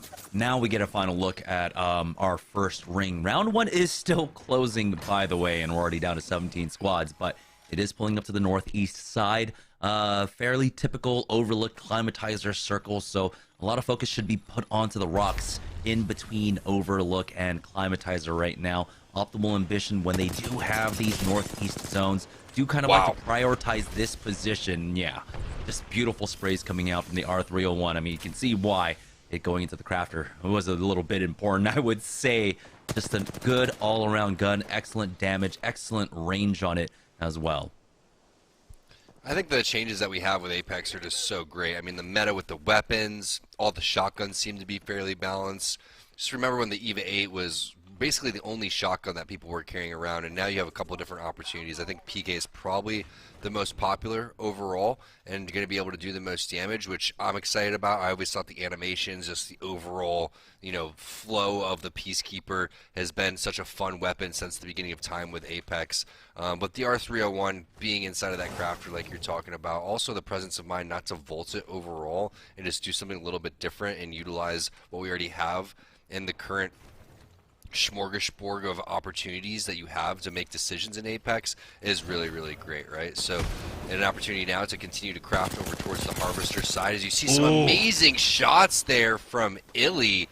That's going to be the knock with the Thermite coming through too, and the flush overall. Huge plays coming in from Illy with the spray, and it's just a matter of time again before they are going to finish off this Valkyrie. I mean, amazing, amazing plays from AOG, starting off with that car with the Digi-Threat. Again, you can see how you can just kind of freely use that Newcastle ultimate. It's so fast on the cooldown. Yeah, it's 2 minutes. It's already at 17%. It's ticking faster. Imagine you get a gold helmet on that. I believe that brings it down to about 1:30. It's absolutely insane how much utility this new legend actually has, and I want to see more teams kind of explore with it. I understand in qualifiers, maybe not risking anything and playing your true standard Gibraltar, but when we get into the next season of Series E, I am truly excited for the Legend meta. I'm thinking like someone like Zach Mazer would be amazing on Newcastle, right? Because he's already playing Gibby and he's doing a really good job on that. But having some more like type of mobility, opportunity to collapse on a player that is a very aggressive player overall, that's someone for me that I would say, like, if I had to pick an awesome Newcastle player, I would go with him overall. I think that he has everything in terms of, you know, the shots and the communication. We'll see if that ends up becoming a little bit into the meta further on, or if there's going to be some sort of changes to Gibraltar that makes that kind of fall out of style. But now it's going to be a skyward dive on over towards the sniper post, and we know getting over towards the sniper post this early in the game is very, very difficult. Especially in this kind of game state, right? We're already down to 16 squads. Not many teams are playing center zone. Take a look at the pileup we currently have. Optimal Ambition, Redeemed, along with CDE over there by No Name. And so a lot of this overlook side is kind of open. Teams can go for some free peeks. You can see right now Z Davis is going for a pretty wide peek over here on the south side, feeling a little bit more comfortable, but gets tagged from behind. So you still kind of have to suss out what's going on in the lobby and have a really good grasp of how the games play a little bit differently here. No doubt about it. And now we see what Z Davis is going to be able to do on this Horizon. Infiltrating buildings is one of Horizon's specialties. Throwing that black hole down in an already open door is exactly what the vibe's going to be. And that's what the play is. Z Davis gets 2 players separated. 1 person in the bubble, 1 person on the outside. Fortunately for that player, he realizes the situation. The Arc Stars are coming in. He's going to have to go forward. Great use of the Nox gas grenade coming in from Boxa T. And this is a huge fight. Optimal Ambition is directly behind Redeem, and now it's a straight up 2-on-2. Whoever wins this fight could potentially see themselves in Series E. The flush goes in onto Z Davis. He pushes a little bit early, and now they are going to completely back off, understanding, oh my gosh, the shots from Oxy were just so clean.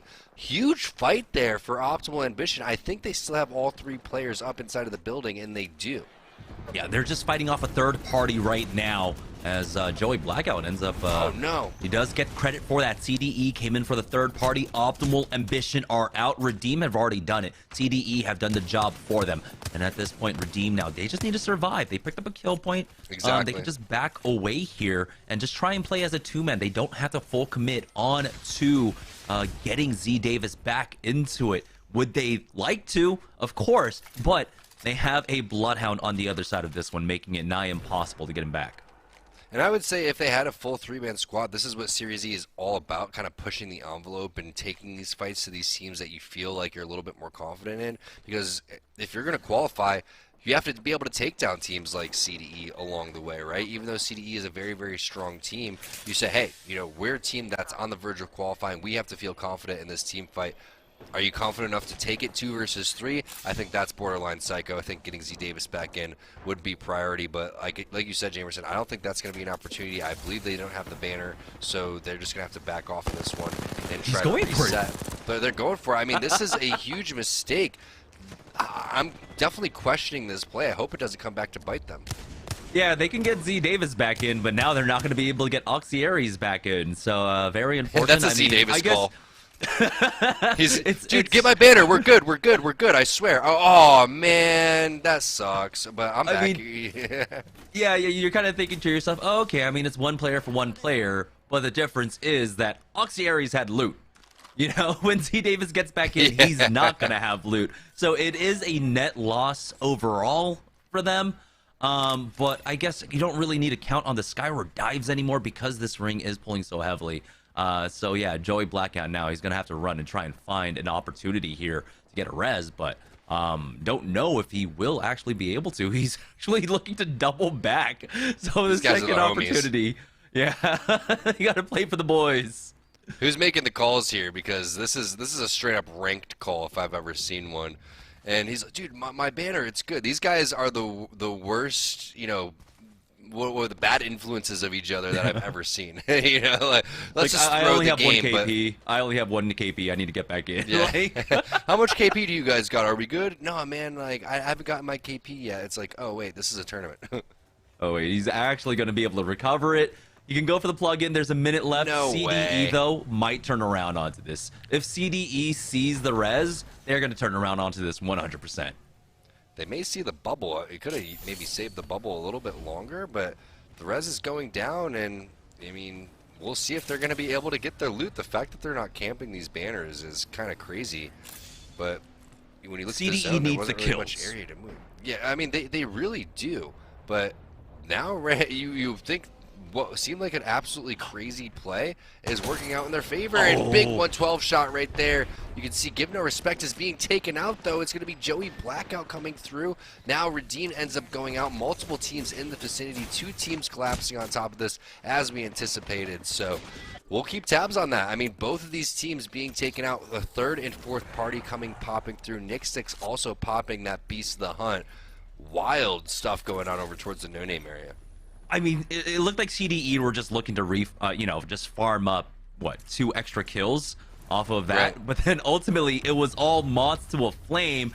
So many teams saw it. They're like, we want these points as well. And now they're just kind of donating points over to CDE. A team that wants to find these fights, a team that wants to find as many fights as possible, are getting so many points.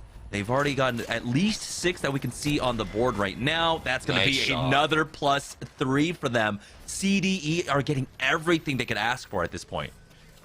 Really nice job there. I mean, Nick accidentally falls down. Fortunately, it works out for him as the Valkyrie player also fell down. And then just the lineup of the PK shots were absolutely phenomenal. Completely spot on with the movement, the scans hitting directly when they needed to as well. Like the way that CDE is playing. Heads up. Check out this way. Convoke Esports now on the sniper post. The ring does pull away, so it's going over to the train tracks in between Overlook and Epicenter there. Team's probably already set up in position. Mixers, unfortunately, playing as a two-man. They've been doing some great jobs in the last 2 games of finding aggression and such, and they're going to continue to do so. Black Hole right on top of a full squad. Now the Arcstar's in, but he does at least slow down that Gibraltar. Unfortunately, though, he's on his ones, and now Saucy is here to join him. The defensive bombardment's a little bit late, as, yeah, that Black Hole is going to end shortly. Carlin lining up the shot, misses it here, but CDE, they don't care. They just want the kill points, and they're happy that no one has fallen yet. What kind of map movement was that from the other player? That guy had no idea where he was going, which means Carlin had no idea where that player was going. You think he's going left, he's going right. You think he's crouching, he's jumping. Now you have to pay attention to the team directly behind you. Kiku, see you later. The shots with the R3L1, that 2X just so darn strong on that weapon. No opportunity to even get out of there, as you see. Outlaw Abyss eliminated, Armistice eliminated. Now we get down to our final 10 squads, and it's been all CDE in game number 3. At least 9 kills. They have at least 9 kills currently. Carlin, the kill leader, with 4 and 5 assists. And let's imagine the rest of the squad has so much more. Convoke Esports were forced out of that sniper post here on the low ground, but they have plenty of cover to play with, as the full team is ahead of them, but they're giving up their spot. They're trying to rotate in, and that is the right call. There is 9 seconds left to go, but wondering if they might have gone down for it. There is a trade, though, as Hoshi has fallen, and it looks like Saucy able to clean up. So they're still in this as that 2-man. Convoke Esports are going to opt to go for this skyward dive. Surprisingly, no one shoots at them, so they'll be able to get past, and that's one of the cleanest Valkyrie ultimates that we've seen so far, when they looked like they could have been in trouble. CDE on this high ground of Epicenter have found another team. That's going to be the Bums knocked out. At least 10 kills here for Carlin, and he's ready for more. He's going for the collateral right here. It's the same Horizon. I'd be terrified to shoot this Horizon. He's the most random player that we have on this entire map right now with the way that they're moving around. But I'm looking at yesterday's score. They only had 17 points yesterday, Jamerson. So this is by far the best game that they've had in the qualification process. I would love to see them continue to put down some serious points. Gas Station Gaming, a team that's in contention for the top 3, they go out. Convoke Esports, they go out as well. Now down again to final 6 squads. A handful of them are going to be broken. Carlin's going to make his move onto one team that looks like they are fairly weak over towards the bottom hand side. This Gibraltar is all alone, and that's Fishy OP getting eliminated. What a performance here from CDE. You can tell they're on the same page. The communication seems to be flowing, and they're watching all of their angles going forward as they approach the zone. Yeah, this is reminiscent of Team Intel in the latter half of the last season, a new roster where they were just farming kills on open nights, and they were continually getting 100-point nights week in, week out. CDE, if they can keep up this pace in the 2 games after this as well, there is a world I think they can hit top 3 right now. Most hated, though, here in the top 3. They're going to try and retake height right now with that gravity lift. And as they do, they are met by CDE. Some great nades are about to come in, though. Been able to just farm up so much utility. Gotta be careful, though. RFE getting tagged up in that mid-grav lift animation there, and so he's going to be forced to bat throughout all the CDE. They have to know the situation that they're in. Even though they want all the kills, they need the they need the placement points as well. It's a 5-point swing, 3rd to 1st place. They need to make sure they secure all of it. Not only that, but you're looking at 6 kills too, so this is 11 points that they can really necessarily walk away with over towards the tail end, and that is huge when we talk about the discrepancy. The missile swarm is coming through. They weren't able to make it over towards the portal, so if he can portal back on over towards his team, there could be an opportunity to go and get that res.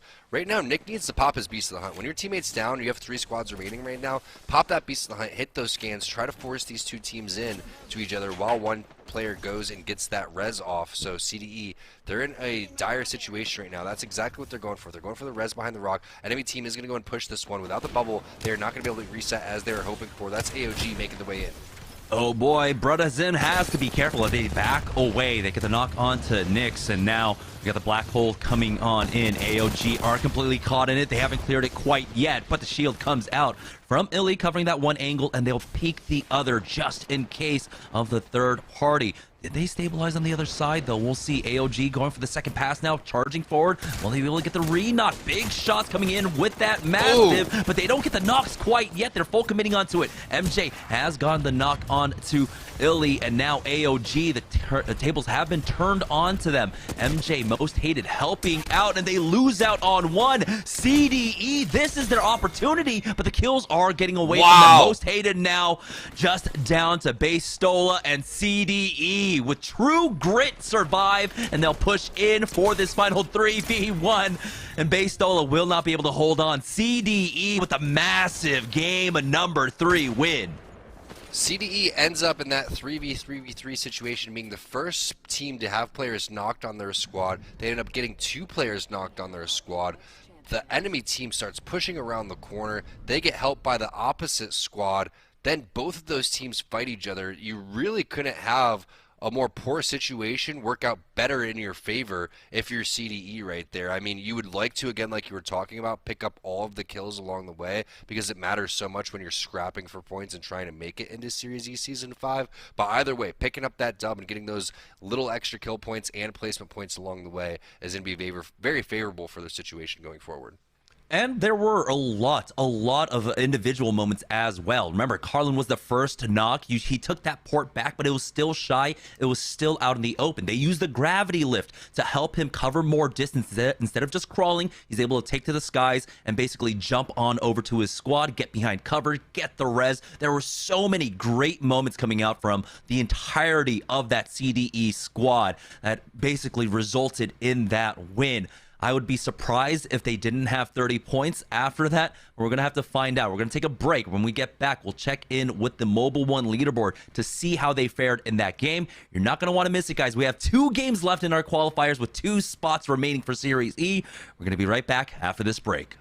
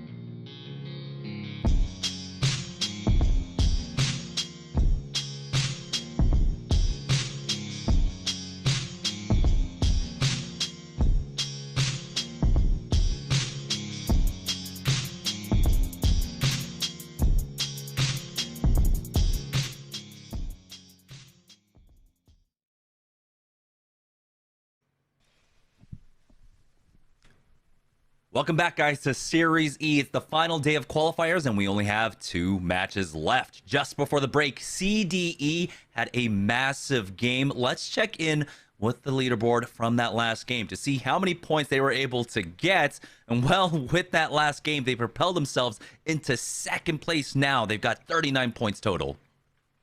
This is big. I mean, we'll find out what happens in these last 2 games. We know that there's basically 2 spots remaining. Void, that first place team, they're also first place in the cumulative leaderboard. You know what that means. They've already stamped their ticket into Season 5. Congratulations for the second time to them. Let's take a look at the mobile and high performance moment from game number 3 and find out who gets that crown. Is it going to be the tail end in that final moment? No, it was the big shots coming in from Illy with that car, Jamerson. Yeah, Illy was doing an amazing job on this Newcastle right here. This is what we're talking about. Having mobility on your defensive legend, your tank player, is so scary. You can see that Valkyrie wanted no part of that fight as soon as that Newcastle ultimate went down.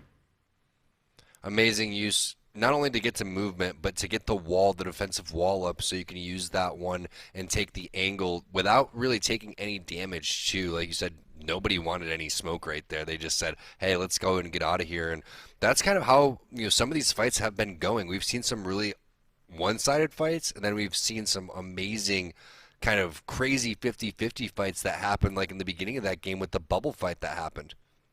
Yeah, a lot of fighting taking place, especially early on, like you said. Right now, I believe AOG were able to make top 3.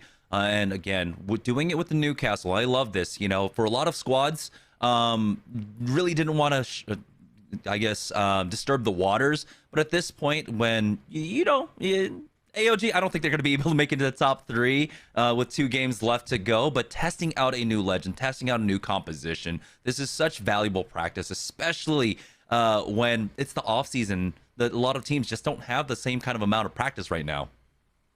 Realistically, if Newcastle was able to use the Q and that shield to avoid defensive bombardments and more like artillery type of strikes, then I feel like Newcastle would be 1,000% in the meta. But when you look at the final circles and you say, okay, you got to avoid these Nox gas grenades, you have the bubble res that happens and you get all of that accelerated healing and the fast pickup throughout all of that, it makes sense why Gibraltar is a little bit higher pick rate from Newcastle. But when you look at the kit from Newcastle, I think it's a very well-balanced legend. It's not too strong, not too weak, a lot of fun to use, and the abilities and just in general are kind of cool, right? I mean, the shield's really cool. You can move it around. That ultimate, as you saw, throwing down that shield after using that map movement, and you could fly. You can go really far on that, too. We've seen some amazing clips on Twitter overall. But here we go. Game number 4 of 5. Should be at the edge of your seat already. If you're not, maybe start scooting up, because this is the final 2 games of the qualifiers to see who makes it into Season 5 for Series E.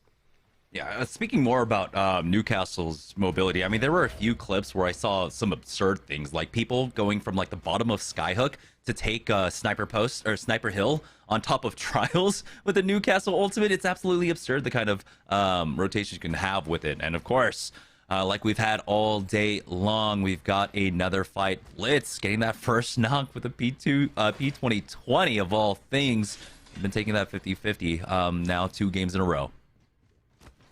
Hey, P20 is better than throwing your fists down, right? And it's going to be the flush. I would say so. Hey, man, I rock with that P20. I'm not going to lie. And I would say P20 with hammer points is one of my favorite things to go and use. Like, I love like going with like an R99 or R301 and a P20 with hammer points. People just don't expect it. And it's so good with flushing people that are down. I mean, having no hammer points, yes, we know that it's buns. But if you throw the hammer points on that one, flushing people on the ground too, we all know how annoying those knockdown shields are. Nothing satisfies me more than when I get a knock with somebody and then I just take them out with the hammer points on the ground. Yeah, one of the great, there are a lot of great things about Apex, but the sound design is amazing. And it feels incredibly satisfying when you're hitting people for flesh with the hammer points. It just... You feel it. You know it's visceral that you're doing so much damage to them right now. For Void, a team that is comfortably in Series E now. You just take all the time in the world to loot up here. They have no worries in the world. Yep, and they've already, again, secured a decent amount of points overall, so they're going to be kind of chilling, taking their time, letting the kill feed kind of plan out so they could maneuver that way. Looking at a heavy skyhook zone here, Jamerson. I mean, a lot of different areas to go and hold. We all know Market inside of Skyhook is a very, very popular ending. What are you feeling in terms of these Skyhook endings right now? Yeah, I can definitely see it. It pulling up towards Market. That is probably the 75% ring for us. I think with how hard it's hugging towards that northwest, though, that small compound, you have to give it a good percentage there. Unfortunately, I gave it 75 to Market, but yeah, definitely pulling up towards the northwest side unless we get a weird flip on that ring. Phase 1 Esports. Nice shots. Nice shots coming up from Moonshine there. The wingy, even though it's just the white mag. What is Twitchy doing so far from his team? I have no idea. idea. Twitchy is so far. This guy is taking the mega flank right now, and he's got it. That's going to be Rambo going down. Where do you would think that this is two teams, right? But they are that split away, and great way to open that up there for Moonshine with the back-to-back 45s into the missile swarm. Now the flank comes in from the Gibraltar in Phase 1. They're looking good. I mean, every time you look at one of these players' shots between, Midget, Moonshine, Twitchy with the flank, they've looked very strong. I'm excited to see. I don't think they're going to be in a position to qualify, but this is a team that I would definitely continue to look out for on the open days going forward. I'd love to see them continue to compete.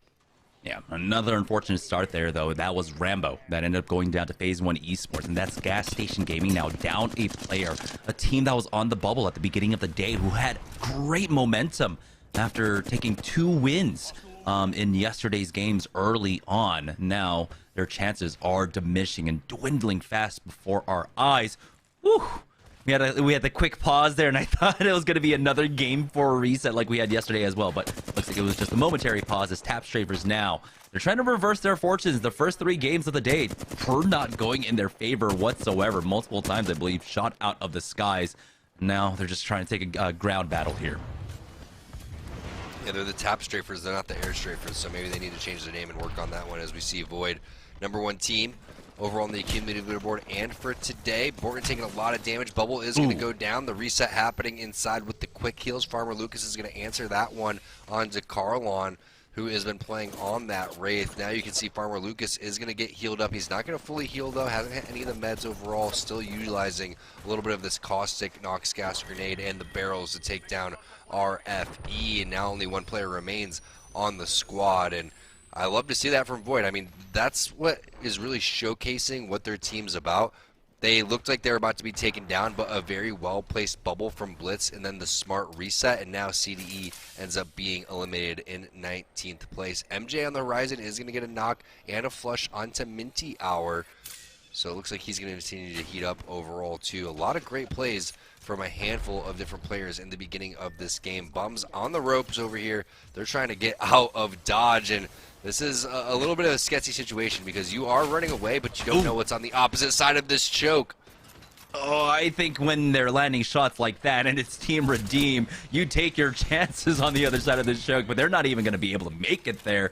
Bums absolutely deleted. But yeah, we have to talk about CDE going down there 19th. The winners from game #3 who had a big pop-off game, and their shots absolutely almost gone now. They could not.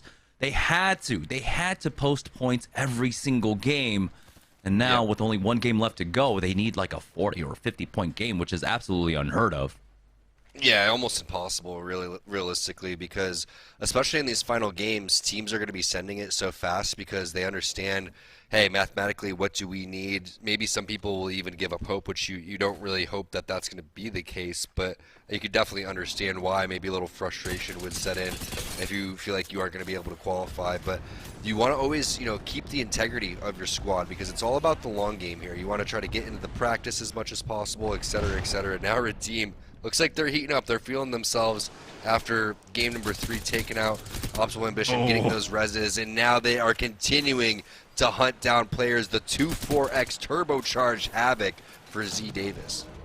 Yeah, Gas Station Gaming just still not out of hot water quite yet over there at, well, Geyser, as it looks like Tap Strafers have shown up in the area. They're not too far away to try and get involved in third party, but unfortunately, they've got to deal with a team to their back right now, as Triggered Me and Blake both need to heal up. I'm surprised Real's not even hitting some cells at this point, but he will finally take that opportunity and keep an eye on the bridge for the time being. Tap Strafers, again, first 3 games not going so well for them. This time around, they're trying to take some early fights instead of getting stuck in bad positions, but looks like they might be finding themselves again stuck in a bad spot as they are getting forced back. Yeah, Real is doing the smart play here. They're making their way back on over towards the zone. When fighting starts to take place there, especially understanding that this is one of the most popular spots to go and fight, we don't even have time to talk about that right now because Papa Midget has laid down some PK shots. Moonshine is there as well. Now it's just Fishy from the Outlaw comments, and he is bailing. Phase 1 continues to heat up. Jamerson, they are taking a lot of map control right now. I mean, they're maneuvering all over the place. Yeah, this is so awkward because this is a Skyhook zone. There's so many buildings here. No one fights like this in Skyhook when the ring pulls this way. But they are afforded a lot of this freedom because so much of the fighting is taking place on the south side as well. Looks like Most Hated, though, will help knock out Gas Station Gaming. So 2 of our squads that were really looking for a really strong finish in the final 2 games have been knocked out early. This is Optimal Ambition's opportunity now to make up for game number 3. The thing with Optimal Ambition, though, they need to start stringing together some serious points, too, man. It's been kind of a slow day for them overall, especially considering some of these other teams kind of stepping up and taking a chunk of their points away as we see what OA Outlaw Abyss is going to be doing, a different OA. What the Fuzz, this is one of the players that we were highlighting before, and we haven't really had an opportunity to see his screen, but he has been someone that's been slowly but surely rising up in the Series E qualification ranks individually and as a squad, popping off in that kill feed. So it's cool that we get an opportunity to see what their rotation is going to be, making their way over from this Harvester Choke. Very popular rotation coming over to where this cave and tunnel is going to be. Nice scan, checking the back along the way. And you almost want to save that scan again to go and check forward over here, but they're just going to go ahead and push. Optimal Ambition on the kill feed. We're able to knock Joey Black out. We'll see if they can find more. They need to knock out Redeem right now. One of the squads currently in the top 3. It looks like it was a long-range one, and they really won't be able to capitalize off of that. Unfortunately, you can see team, considering that this ring might be pulling up towards that northwest compound, have taken that position. Optimal Ambition not too far away, just a couple buildings away from that marketplace. And we're expecting maybe this ring pulls over too. Yeah, it's definitely going to be one of those zones where once round 2 closes, going into round 3, we're going to get a lot more information. So I'm curious to see who's kind of electing to play the edge right now, maybe hitting a scan, hitting a Valkyrie scan, and then they're going to go for the Skyward Dive and then make their way out over towards the Skyhook. But realistically, getting into Skyhook early is never a bad thing, especially for the teams that are in a good position already points-wise. If you are looking for more points, typically you're going to want to play the edge, try to make your way going forward, but a lot of real estate being gobbled up. You can see in that north side, in the central side of the circle, that's going to be great for the teams that are already there. However, if you're on the east side, that's not looking good, right? The south side of the zone should be favorable. Yes, you're going to have to go over towards that choke point, etc., etc. But you really look out for OA because they have a lot of action that's going to be going their way. Hoshi right on top of Arm Assist right now. Riku might actually fall, but the bubble is there from Marksman to keep his teammate up. A defensive bombardment thrown down to slow the fight, but the bubble is gone. Riku, you have to get behind cover, and he will, but it's going to be a full 3-man push onto Marksman, and he will fall. Avoids picking that one up. Riku, the only one alive, but not for long, as Mixers come in for the cleanup.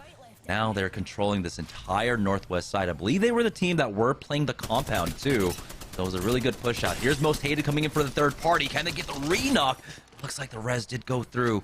Most Hated, though, are going to be able to push forward now. They have to make sure that the reset doesn't happen on the other side, but the armor swaps are there for them if they needed to use it. MJ will use that grav lift to take height now, but it looks like they were able to back away to that building safely.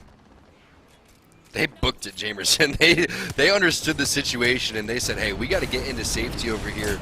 A great job pressuring over towards the side, but here comes another party into the fray. It's going to be Void. Now, this is the first time we've seen Void kind of, miss time a third party, not understanding that there is another team that's coming from the opposite side. But if they could take this cleanly, this is what it's all about. You have to test the limits. You need to make sure that you're able to not just win their fight, but also fend off the other team. So we'll see if Blitz decides that he wants to toss a defensive environment across and then take that fight. Realistically, that seems like the best play, but you saw the trails coming in right over towards that northeast side and the pings going down. There's another team that's making their way over here. So now we're looking at 4 teams all trapped in over towards where Void's going to be, and now Void's going to have to slow things down temporarily. Yeah, like you said, after game number 2, everything is just limit testing for Void and kind of hammering out all the wrinkles that, that they might have going into Series E. So this, again, they're still playing this fairly standard. They're not, I think, doing anything out of the norm. They're just making sure that everything that they're doing is going to be bog standard once they get into Series E. So holding down that top building, Convoke Esports, committing a lot of nades into this building right now, and I don't even think they actually have a realistic possibility of trying to go in for that. So I'm surprised that they ended up using basically the last of their nades for basically nothing. This is what I miss a little bit about the Wraith meta too, because this is great portal distance to go and try to like poke your way in there, see what you can get away with, fight within distance of that portal, and then make your way back on over towards your safe spot. But right now, you've already used your movement, which is that Valkyrie redeploy, that Skyward dive, to get on over towards this point to begin with. And like you said, Void, they're limit testing. They're trying to see exactly what they can get away with. And Jamerson, if they could, live throughout all this situation, if they can kill these teams around them while they're all being focused, imagine what that's going to do for their confidence going forward. It's all about building that confidence, testing your limits, and if you can get away with it, you're going to feel virtually unstoppable and untouchable, and that's what you want to see from these top teams right now. I mean, that's what makes great teams great here in Apex. Great shots there from Blitz moving forward too with that 30-30. And this is a great weapon selection. I mean, you're going to be able to get that arm shield up with Gibraltar because that 3x is perfect. Charge that up to red already. You almost want to consider dropping your red armor on over to Borton or to Farmer Lucas and continue to charge that up for them. And particularly, not just limit testing for them, but learning how to play this position. This has been a ring that we've been seeing a bit more frequently, more prevalently, with some of the changes to the algorithm and the polls in the last, I want to say, 6-7 months. And so being able to learn how to play the top of this house is going to be extremely important as the ring does end up pulling this way. And we said at the beginning, market probably 75%, but the other 25% is going to be pulling over this side. And so Team Void were able to recognize that. They got into position. They fought for the top of this building as well. And they fought just enough to control the building. They didn't need to get kills. Here's Outlawed Abyss, though, fighting on top of Sniper Hill right now, on top of Trials.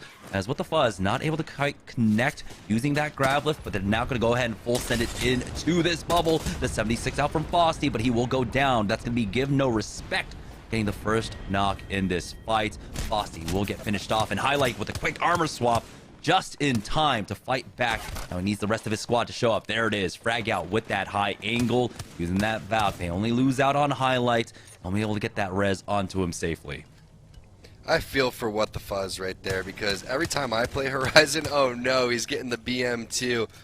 Listen, What the Fuzz, I completely get it, man. Every time I'm in the air as Horizon, I can never hit my shots. And I look at all these other Horizon players up in the air just laying down beam after beam. Oh no, the stinky gas is coming through onto Regiment. The push coming in from Papa Midget as well. Looks like it's up to 2 Slick, and he is not interested in sticking around. Has the bubble if he wants to use it. That would be the time as you're climbing the wall. Risky play, and he gets away from there, but just temporarily, as the bubble being saved for the very last second. Are they going to go with the Fist of Fury? No, they are going to respectably take him down with the PK. It's Illy, it's AOG coming back and picking up some kill points. Unfortunate for Regiment Elite, they're going to go out. But a lot of these teams, now that they've picked Skyhook, and they thought possibly this market ending, which we were anticipating too until it pulled on over towards the buildings, means that they have such a rotation that they have to go and make moving forward, and that's exactly how you'd want to go and do that one, but you're not in the zone quite yet. There's a lot of players griefing inside of there, and that's Z Davis with the shots and the finish. Phase 1 Esports, they're another team on the edge of the zone too, and they're getting shot over towards the high ground. An absolute bloodbath over towards the bottom of Skyhook. Yeah, give no respect. Still up here on that Sniper Hill. You can see why it's called Sniper Hill. These bins absolutely just so great if you want to play that long range. He's got that charge rifle to poke across a little bit more. Unfortunately, no ammo for him, but still, with 6 shots, you can basically get halfway towards that red Evo shield now. Fortunately for him, he's got to use the iron sights, but hey, he's still making good use of it. Can they get the knock? Here comes in a nade. I don't know if you need to go for that arc star, but they definitely will.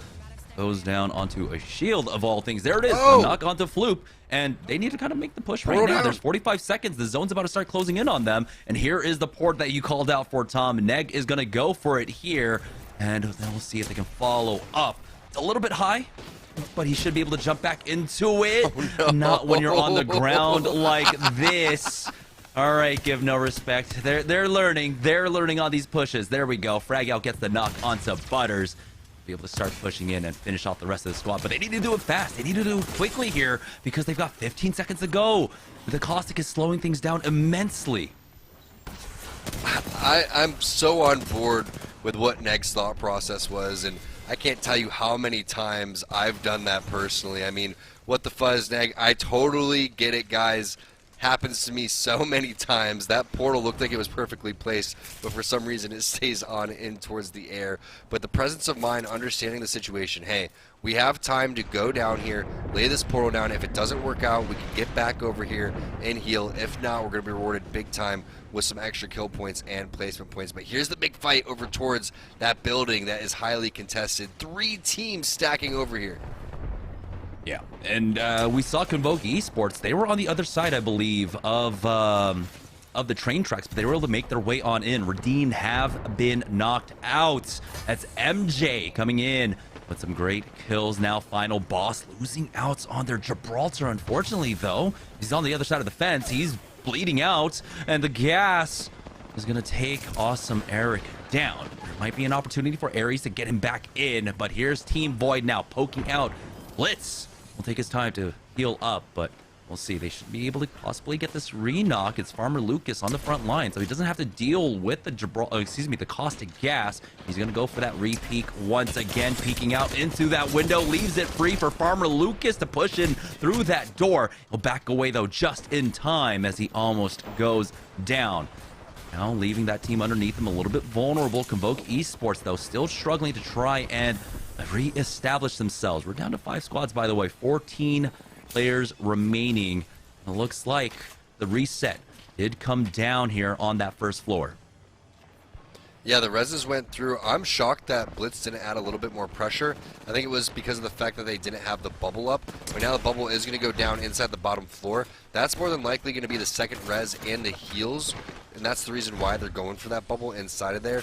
But Void's in a tough spot right now because the team that's locking things down on over towards the rock are in a great position, and they have to flush these players out of their building if they want to continue to advance. Otherwise, there's really not much opportunity to move forward, because once you go and you bubble down, the enemy team's bubble is going to go down as well. Then they're both going to coexist inside of the same area, and the team that's furthest away is going to be in a great spot. Instead, they're just going to immediately send it on over towards the trailer, which is a great play. That ended up being a solo play, worked out even better than they would have hoped for, and now all of the barrels are going down. You couldn't ask for a better play or time there from Void. Perfectly executed. Fully moving in as a unit. Bubble has gone down.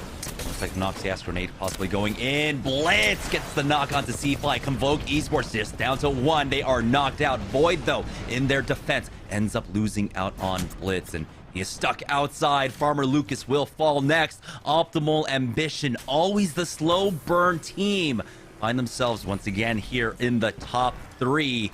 Borden actually finding an opportunity to try and go for the res. Most hated can't push out because of the threat of Optimal Ambition on the other side of this wall. And oh no! Say That's it the best time ain't to lag out ever.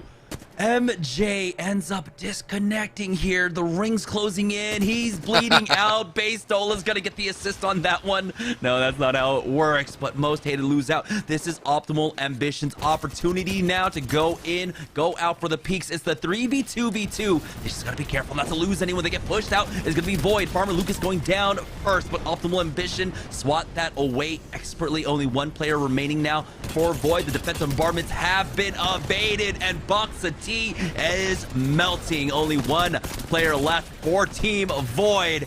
They will get knocked out, and that's Optimal Ambition getting the win here in game number 4. Oh man, you got to feel for phase 1 and MJ. That is the worst time to ever have some sort of issue with lagging out of the game. Amazing job from OA to be able to capitalize, but you wonder what if and what could have happened for a team that was in a priority position in what looked like to be a god spot.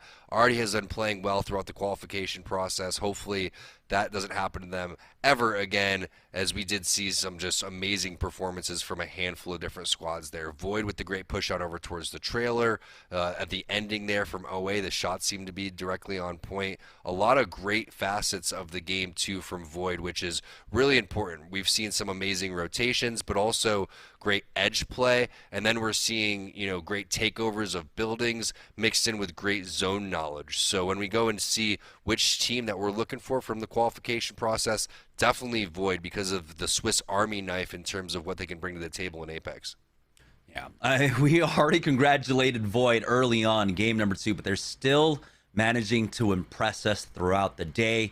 Speaking of which, we're almost done. We have one final game remaining, 2 spots on the line here in Series E. That means we're going to take a break, and when we get back, we'll have our final game right after this.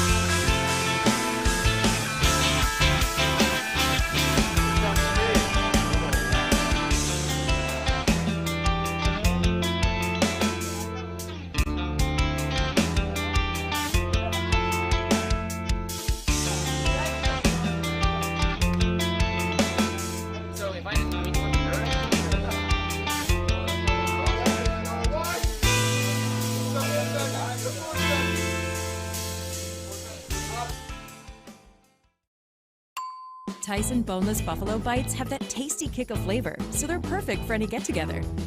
If there are any left when your guests arrive. Tyson Anytizers Chicken. More kicks of flavor, more smiling snackers, more to love. Tyson.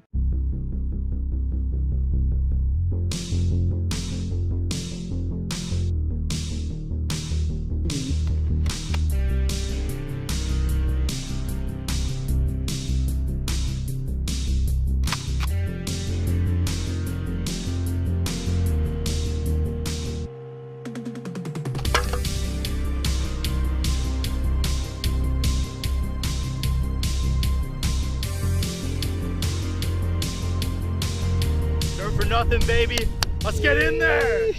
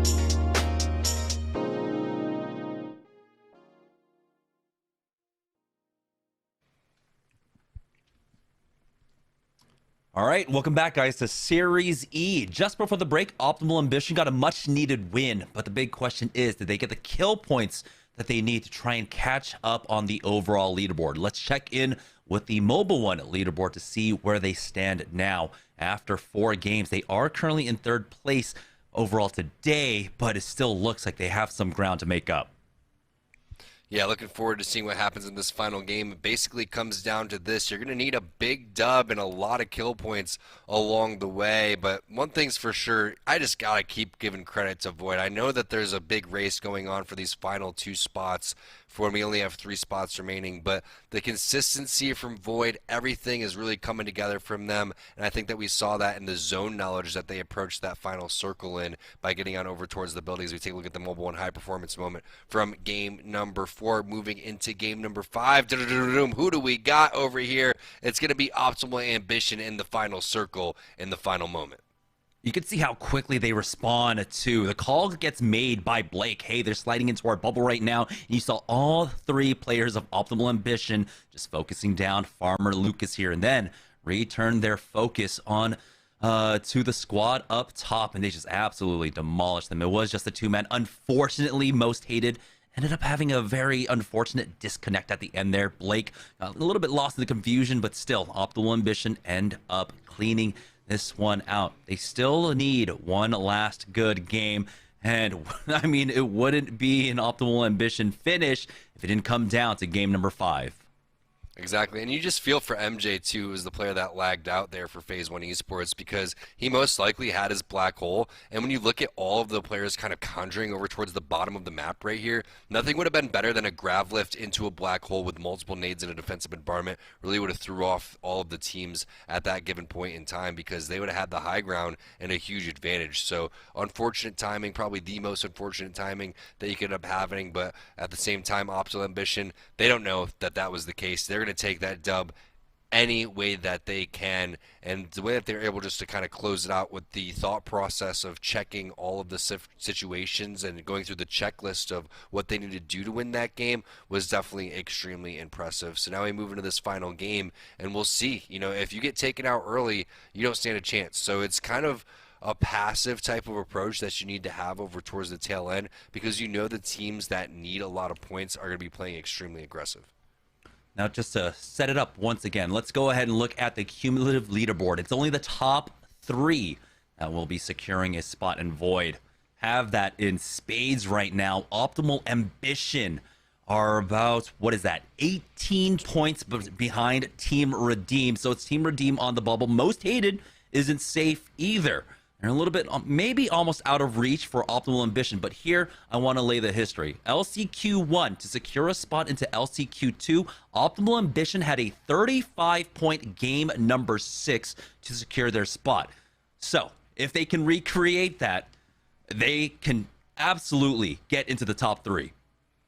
Totally. And I mean, the pressure is really on Redeem, in my opinion, because that's a team sitting in 3rd place, and Optimal Ambition really have nothing to lose. You're already out looking in, so you got to just go balls to the wall and push the envelope the entire time. And I think that based on what you're saying, this is nothing new to them, right? This is something that they kind of look forward to and thrive in, and you could see that from the performance that they had in game number 4. That was a huge win for them. Even if they were able to get 3rd place, that means so much more, you know, than in terms of points and getting that differential up from 1st to 3rd place. So things really working out in their favor in game number 4, and we'll see if they can keep that momentum going into game number 5. But realistically, you know, Most Hated, they should be feeling pretty good. I think it's just kind of the waiting game for them. They should be the team, if anything, that should be hiding all the way into like the top 5, right? So just don't do anything too risky. Don't get taken out. If you see Optimal Ambition popping off in the kill feed, then maybe you start to stop turtling and you continue to get a little bit more aggressive. But Redeem has to play their game here. They need to make sure that they're not afraid to, you know, take fights, et cetera, because if a team like Optimal Ambition starts pushing them and runs into Redeem and kills Redeem, then that's going to set them off, and Optimal Ambition is going to get a lot of confidence from that. Yeah, so Optimal Ambition down by 18 up against Redeem, and then down by 26 to Most Hated. So 2 separate opportunities there. Again, one big pop-off game here, or Redeem and Most Hated going down early, then kind of having a decent game. That's all Optimal Ambition needs. No one else behind them really to worry about. Unfortunately, Gas Station Gaming were not able to get anything going despite the momentum that they had yesterday. So all eyes are on those three teams right now. Here we go. The final game of the qualifiers here for Series E. Two teams looking to secure their spot now in the top three to make their way in for the next season. And something that we got to call out, obviously 17 squads here. A lot of teams feel mathematically eliminated and deflated. They know that they can't just bust out a 100-point game. So they're just, calling it quits and saying, hey, GG, we'll try again for next season. Hopefully, we'll see them in the open night because remember, there is an open night and a pro night here in Series Z. And now Gas Station Gaming, expect them just to go completely insane here towards the tail end of this final qualifier. They know what's at stake here. They have to drop an absolutely huge game, almost mathematically eliminated here. But hey, if you start wiping every single squad in the lobby, maybe you'll stand a chance. We've seen close to 40 points game before, but those are the rarest of rares as Team Mixer in a 2v3 now over here at Skyhook. How many more points will they give away, essentially, at this point? I just saw Optimal Ambition's name through the mountain, and they were able to pick up a purple armor. So things are looking good so far. Avoids has fallen. Hoshi is now the only one up for Mixers. And I don't think he's really going to have much of a chance, He's getting chased down by all three members of Gas Station Gaming. Got the grav lift to go ahead and take height and push into the medical building. Arcstar forcing him inside. Nicey with that Mozam out. So we'll be able to finish off Hoshi. All right, Gas Station Gaming, that's one team down. You just need to kill 16 more or 15 more squads. You know what's great to get from the gas station? Mixers. Mixers if you're going to go for third parties and multiple parties. So if you're partying all night, you're going to need, the gas. You're going to need the mixers. We'll see what they're going to be able to do. I mean, you said it, Jamerson. 40 points is almost unheard of. That's what they're going to need. They're going to need one of the most phenomenal games of Apex that they've ever played. A thermal station zone. When we look at this, this is a zone that is fairly tough. If you're not in there, you are definitely going to be feeling the pain from the squads that are just lining up all of the fire. And realistically, I mean, there's so many different thermal station endings. You would think this is going to end very close to where MJ is right now. Yeah, Pipeline is definitely a spot that we're looking at. There have been a few zones that will pull up towards the houses on the north side of thermal station, on the other side of the lava. But again, it's just one of those moments where you're waiting. You're waiting for that zone too. You want to go ahead and pull up that scan, then have confirmation about where that fourth ring or third ring will be pulling. For Optimal Ambition, though, this is the weird ebb and flow for them because they need to be active, to make sure that they feel absolutely comfortable. But an 18-point game and Redeem going down early could also just mean that they only need, the win and 6 kills, which is just a standard win. Just the standardest of wins. You make it to late game, you don't fight at all, you just kill the last two teams, and you get 18 points.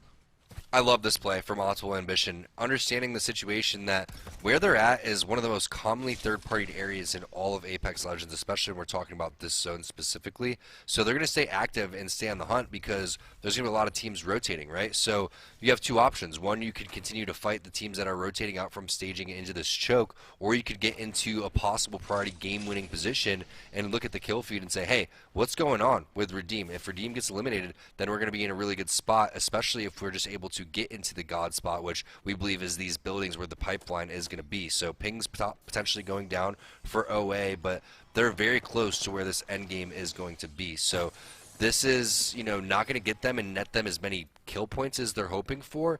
And at this point, if you're Redeem, you have to almost be doing the same exact thing. One of the players from Redeem looks like they didn't make it into the game. That is Z Davis. Oh no. Oh no. And he was on Twitter just yesterday. I mean, we've been having so many problems, unfortunately, with the servers and such since the last patch. I mean, it always happens. It's really unfortunate that we can't have him in. for this one. And unfortunately, you know, we do have a timeline here. We've already delayed our qualifiers by 2-3 weeks and can't really afford to take any more time. So hopefully this doesn't affect Redeem too badly. But yeah, it's hard because we all feel really free. just want to see the most fair thing possible, right? So you want to root for OA to have a big game, but you know you don't want a team that's already got a spot kind of locked down to not have their full team and have it be as competitive as possible. So Z Davis, hopefully things work out in your favor. Definitely feel for you like Jamerson's talking about. Meanwhile, we'll continue to get back to what we do. That's casting the game. That's Gas Station Gaming. Looking for the melt, and they get it onto Shrill's the Thirst onto the ground there, and then the hunt down from Rambo. They are serious about finding this player. Yeah, Gas Station Gaming, remember, their chances at this point is to kill the entire lobby, and so they need to basically go on kill farming mode. I mean, it's like we're going back to the initial days of Apex when the only tournaments we had were just kill races between content creators. So that's what Gas Station Gaming are up to right now. And it's just movement. Answered for movement. It looks like the balloon was used there by Convoke Esports, but C-Fly needs to heal up. He's got to be careful. There we go. Playing the other side of the zone. If you need to take the time to heal, and yeah, he's got the zone to his back. That's why he's healing up first. And that zone's not going to take completely away all of those shields, but now the push is starting to come from the enemy team. You can see Convoke now throwing opposite bubble down on the other side here. C-Fly jumping over the thermite. What a madman. Absolutely turning on to these players right now. Gas Station Gaming weren't expecting this squad to just completely turn around on them, but I see RVR might just be in a 1v2. They kind of split up there, and I think players might still be over there at Survey, but here we go. Gas Station Gaming he was going for the show up. He was trying to ruin their game right there. He's like, you're coming down with me, and you know, I respect the play. I mean, Gas Station Gaming, hats off to you for continuing to fight it out right there. C-Fly, hats off to you as well, man. No one was expecting the craziest play of all time. No shields, no problem. Thermite there, no issue at all. We're still trying to take that 2v3. Meanwhile, Tap Strafers, they're going to be eliminated. Papa Midget and the squad continuing to look really, really strong again. I'm just hoping that we see these names continue to pop up, whether they make it into Series E or not. Again, the open day is just such a great opportunity to go and improve yourself, and I've seen some amazing, amazing plays from players that we've never seen before. 12 squads remaining, and Optimal Ambition are just playing the waiting game. Redeem, unfortunately, down to a duo at this point, and just one other squad really waiting things out. Most hated, still waiting in the wings at this point. Optimal Ambition, though, I think set themselves in a really good spot. Like you said, they moved away from that high traffic area, the high third-party area. And, well, the ring might actually pull up that way and maybe end up in the platform in between Optimal Ambition and Redeem. Which is wild. Both teams kind of playing this cat and mouse game. Nobody really showing in the kill feed quite yet, too. And this is kind of what you expect, right? Once we get into the top 10, things are going to tighten up even more. But look at how spread out everyone is, Jamerson. This is going to be a very, very slow final game. Yeah, this is really weird. About 5 teams right now on the north side of the map. It looks like Gas Station Gaming about to run into a full squad over at Landslide. We have CDE trying to chase down Void, possibly through Fragment East. Might run into what's looking to be a solo there in Fragment West as well, and teams just slow rotating throughout all of this. We have not seen too much focus on the center zone. It's been a lot more edge play coming out from our squads in the final day of qualifiers. Definitely has. Everyone kind of taking their sweet time getting that loot in too. Not really anticipating much fighting going over the next minute or two, maybe even the next zone or two. So everyone going to kind of cramp up, and we can expect probably into zone number 5 there's still to be around, 8, 9, maybe even 10 squads, unless some sort of massive fighting takes place with a handful of different third parties. But the seems to be the vibe right now is everybody getting all of the loot that they want, and then they're going to make the way into Thermal Station, which typically is the opposite of how Thermal Station gets played. Yeah, we see heavy rotations very early on. Balloons on balloons. That's the nice thing about getting into Thermal. There are a lot of balloons around. to try and get in. And so you'll have that Valkyrie ultimate, and then you chain it into a balloon, and then you'll have a pretty decent spot. There are plenty of buildings to play off of, but all our squads currently just playing on the edges. We're seeing a lot of transitions. I mean, Floop is on the Octane. We got Butters picking up the Bloodhound. A lot of Bloodhounds have been picked up today.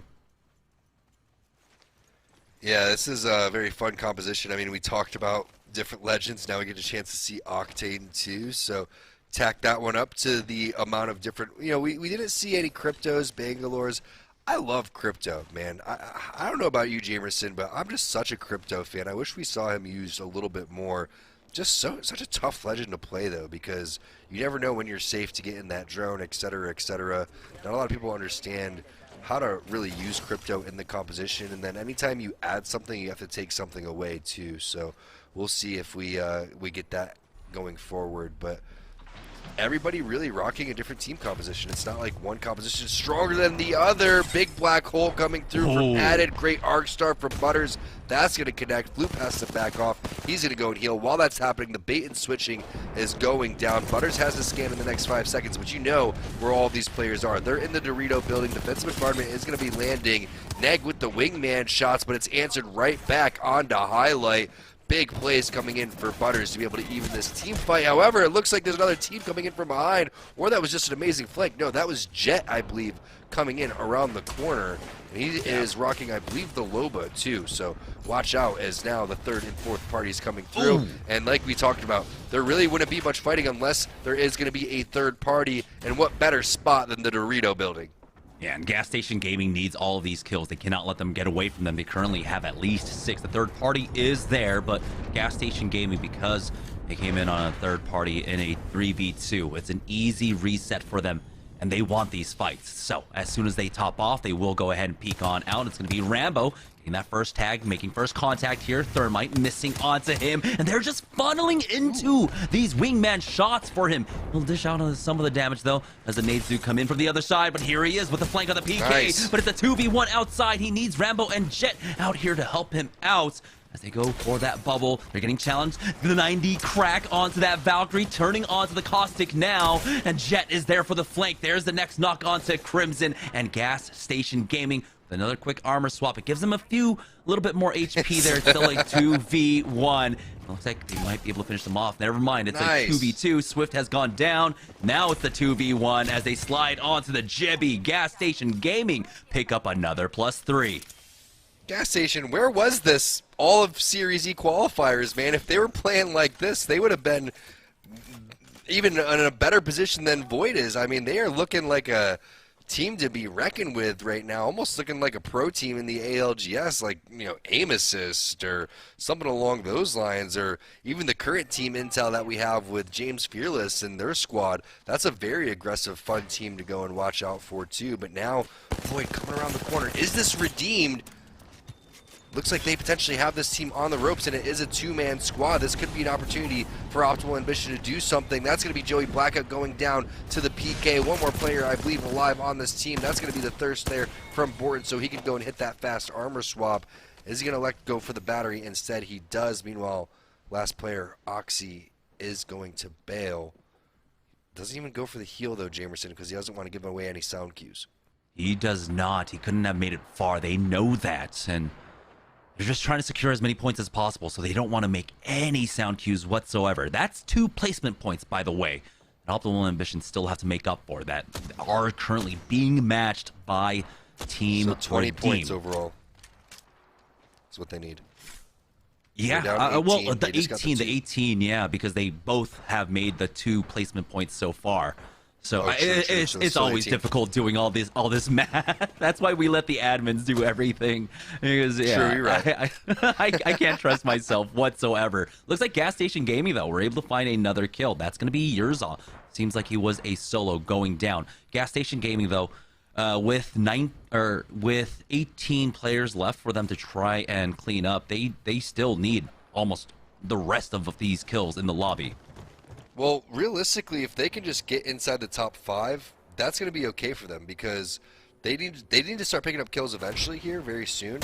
But once they kind of, it's all up to Oxy, really. If Oxy can rat this thing out and get into the top 5, that's going to be phenomenal. Because if at that point, one, you need to get the dub if you're Optimal Ambition, and then two, you're going to need to squad wipe both of the final teams right there, because you're going to get 12 points for the win, plus the 6 kill points if you're able to get all of the kills with just 3 teams remaining. So this is a very, very tight race. I mean, you can't really ask for anything better here, unless C. Davis was to be able to connect. That would have made things 10 times more interesting, but this is a tight situation. I mean, everybody holding their breath right now from both of these squads, especially Redeem.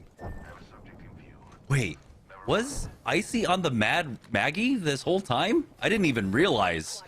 It said the riot drill was used to take out CDE, and CDE is now knocked out. Rambo picking up a kill there onto RFE, so they are keeping the pace. It's Team Void, though. As actually, we just take a look at the ring. The ring's pulling away, so Optimal Ambition might have a difficult job here. Wait, why did it say riot drill if he's on the Gibraltar? Yeah, I don't know. That had to be some sort of spectator glitch. Yeah. Unfortunate, but yeah. You know, the spectator client's not perfect here. Yeah. That's the understatement. It looks like Optimal Ambition were able to make their way over to the circle building here, and Void now taking a position underneath it. So Optimal Ambition making that move early on will be favored. This is going to end up basically into an arena match in about 3 minutes. That's definitely true. Now, this donut building we know can coexist with a handful of different teams, right? You have the team that locks down the bottom. Sometimes 2 teams will lock down the bottom. You have teams that locate themselves in the actual donut themselves, on the roof, on the opposite side of the fence. So this area just in general can house about 4 different teams if they end up playing and respecting each other's area and space, which sometimes doesn't really necessarily happen, especially if you have a crazy wraith that's trying to kidnap people. But right now it's slowing down for OA and it's slowing down for Void. Tough thing for OA is that they're going to have to deal with the #1 team if they want to make it in. Not only that, they're going to have to eliminate Redeem and Oxy, who's been camping it out and trying to survive as that rat. And Riku, oh no! It's been almost all gas station gaming, by the way. We said what they needed to do. They needed to pick up every kill here, and that's what they've done so far. In the first half of the game, essentially. We'll see if they can get Q, who is going for that Wraith Q and port, and he is out. That's going to be Marstreams actually stealing that one away from Most Hated up top. And so that's going to make things even more difficult. Try and steal away the second place position here. Defensive bombardment has gone down. The Arcstar time to go in with that bubble falling. He's actually going to hold on to it for right now and see maybe if the other nade does anything, but doesn't seem like it. Now take a look at this next ring pull. It's actually pulling away from the donut building. Oxy has secured a top 6 for his squad. This is going to be crucial for them. Optimal Ambition haven't picked up much in the way of kills, I don't think, throughout this game. I love this play. Great rat spot there from Oxy. He's going to even elect to go and hit that syringe. Amazing, amazing rat plays right there. I mean, it's almost safer having 1 player than 3 at this point, right? Because, I mean, you always want to have your full squad, but if you're just trying to rat it out, you know, it's like hide and seek. You don't want people blowing up your spot. So Oxy, props, man. Great hide and seek player as a kid, I'm sure. Yeah, take a look. Optimal Ambition. Boxity only has 28 damage currently. So I don't believe that they were able to pick up any kills, and they're not in a position to do so now. Void is just underneath them. Actually keeping this door locked. The zone's going to start closing in. They are fairly on the slow side of the ring, but they're still pressured. I don't know if maybe they have the access to that second floor to get out, or if maybe another team's on top of them, but they need to find another way, and a way that avoids, well, Void. As Phase 1 Esports are going to go for the full send on top. They're just going in as the black hole comes out from either side. But Papa Midget is going to try and push forward. We do have the Gibraltar isolated out. Gravity lift is going to be used to get him out of dodge here. Fortunately, Phase 1 Esports were not able to completely capitalize on this. Looks like I didn't even know that was a position up there. Marsh Dreams ends up getting the knock onto Twitchy, and Phase 1 Esports are kind of regretting the decision to push up top. Luckily for them, though, Twitchy was able to make his way down, and so they do hit that res. What a wild turn of events right there. I mean, you have outplay on top of outplay, and then all of a sudden Twitchy somehow, some way, is able to survive and get on over towards the bottom. But now the fight is breaking out between OA and Void. You can see Farmer Lucas is down. That's 2 players down on that team from Void. That's the Thirst coming in. Now OA is going to be taken down. No. That's 2 players from OA down. And you know who's loving that one? Optimal Ambition is taken out. Redeem is going to secure their spot. Oxy, congratulations for the Rat, Tomcat Rat job of the century over here. Big chillin'. He's still letting things go down, but now he is taken out. Unfortunate situation, and you wonder what is going to happen with OA. I mean, could they have potentially played a little bit more aggressive? Yes. Was that the right play to sit there and get into the zone? I thought so, but at the same time, you feel like maybe if you played a little bit more aggressive, things could have opened up for you. But congrats. I mean, you know that Z Davis is loving what he sees right there. Yeah. Right now, though, we are down to our final 3 squads. Gas Station Gaming, they have a lot of kills. I don't know exactly how many. We said they needed something like 40 points, quite possibly, to try and catch up. They have gotten a lot of kills. There's 6 kills still on the board for them to try and pick up.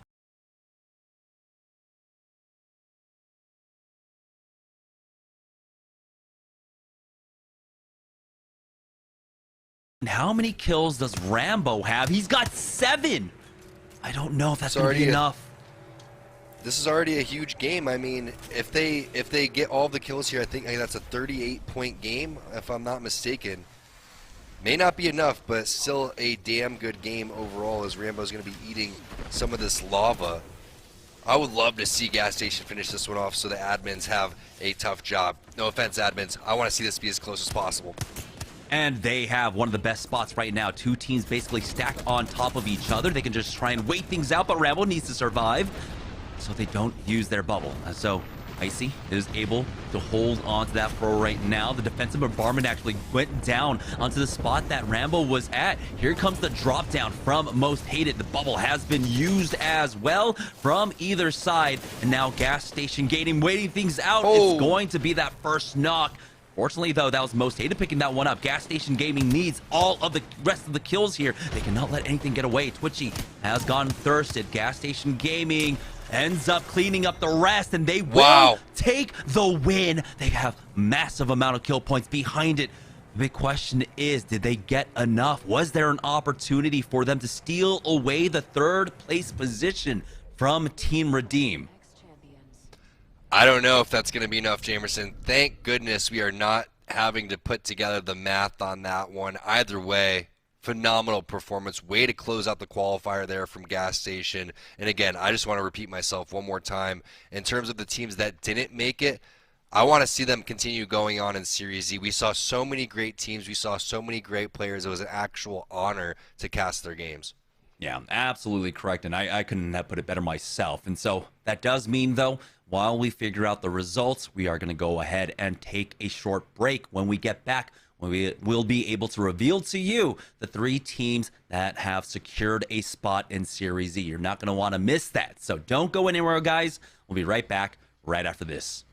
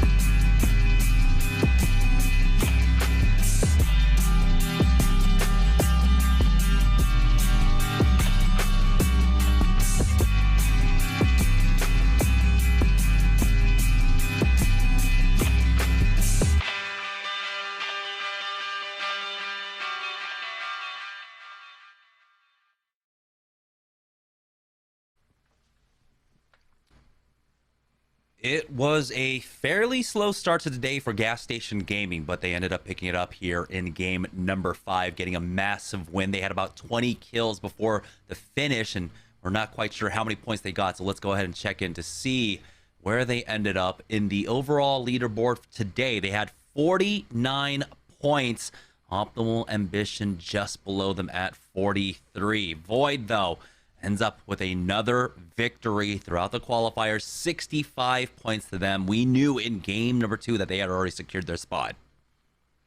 What a performance there in that final game there. All of the things that you would like to see in a competitive Apex Legends match, Gas Station Gaming was put together. In terms of Void, yes, #1 team. They were the first team to secure their spot mathematically going forward. Love to see that from them. A lot of different facets to their game. Let's take a look at the mobile and high performance moment from that final game. And again, great rat job coming in from Redeem's Oxy to secure that top 4 finish. And hopefully for them, get their spot in the final spot into Series E.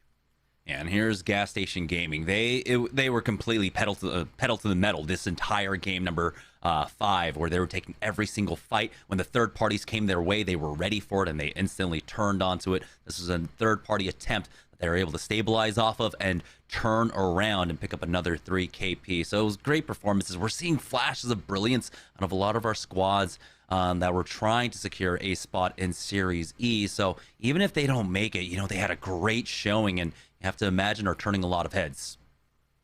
No doubt about it. And you could just see the presence of mind in this bubble fight. So many different things that went well, and so many great plays to maneuver around. Like, for example, having that caustic just completely off guard with standing still, and then the player comes in and swoops behind for the cleanup, the baiting and switching, all that type of stuff. And again, you have to reiterate, if they play this type of aggressive, if they have this mindset every single game, what is the limit for Gas Station Gaming? It seems like sky's the limit for them. Yeah, let's take a look at the cumulative leaderboard. After 4 days of qualifiers, the top 3 teams are going to be Team Void, Most Hated, and Redeemed. But it was still such a great effort coming out from Optimal Ambition and Gas Station Gaming, by the way, which we had almost thought mathematically out, but they were so close, so close. So congratulations to our top 3 teams: Void, Most Hated, of course. Yeah, it was just such a great day of play. I mean, I didn't expect it to come down so close to these top 5 teams. And again, if you didn't make it in, hearts go out to you, but don't give up. There's still another season of Series E that's going to continue. There's also the open nights that you have an opportunity to join in, so continue practicing, keep putting your nose to the grindstone. Again, awesome plays from so many different awesome players, great teams out there, and a lot of potential for a lot of these squads as well. So just keep up the hard work. It definitely doesn't go unnoticed, but again, congratulations to the 3 teams that made it in. And if you want to know exactly which partnered squad that, which partner that they will end up with, we do have our draft day that'll be taking place next week. So keep an eye on the Esports Arena socials. That's just at Esports Arena on Twitter, and you'll know when the draft day stream goes live to see exactly where they end up. That is going to do it for us. I just want to take a moment though, as I just got some news in game number 4. Unfortunately, the esports world, we're all family, and the esports world just took a heavy loss as Dan McHugh, manager of esports for Overwatch at Blizzard, has just passed away. So we just want to take this moment to say we're going to miss you, Dan. Our thoughts are with your family. Thank you so much for everything that you have contributed and your passion across the last 3-4 years and what you've been able to build with Overwatch and the support that you've given to Tier 2. Thank you so much for everything you did. We're going to miss you, buddy. And that's going to do it for us. So have a great night, guys.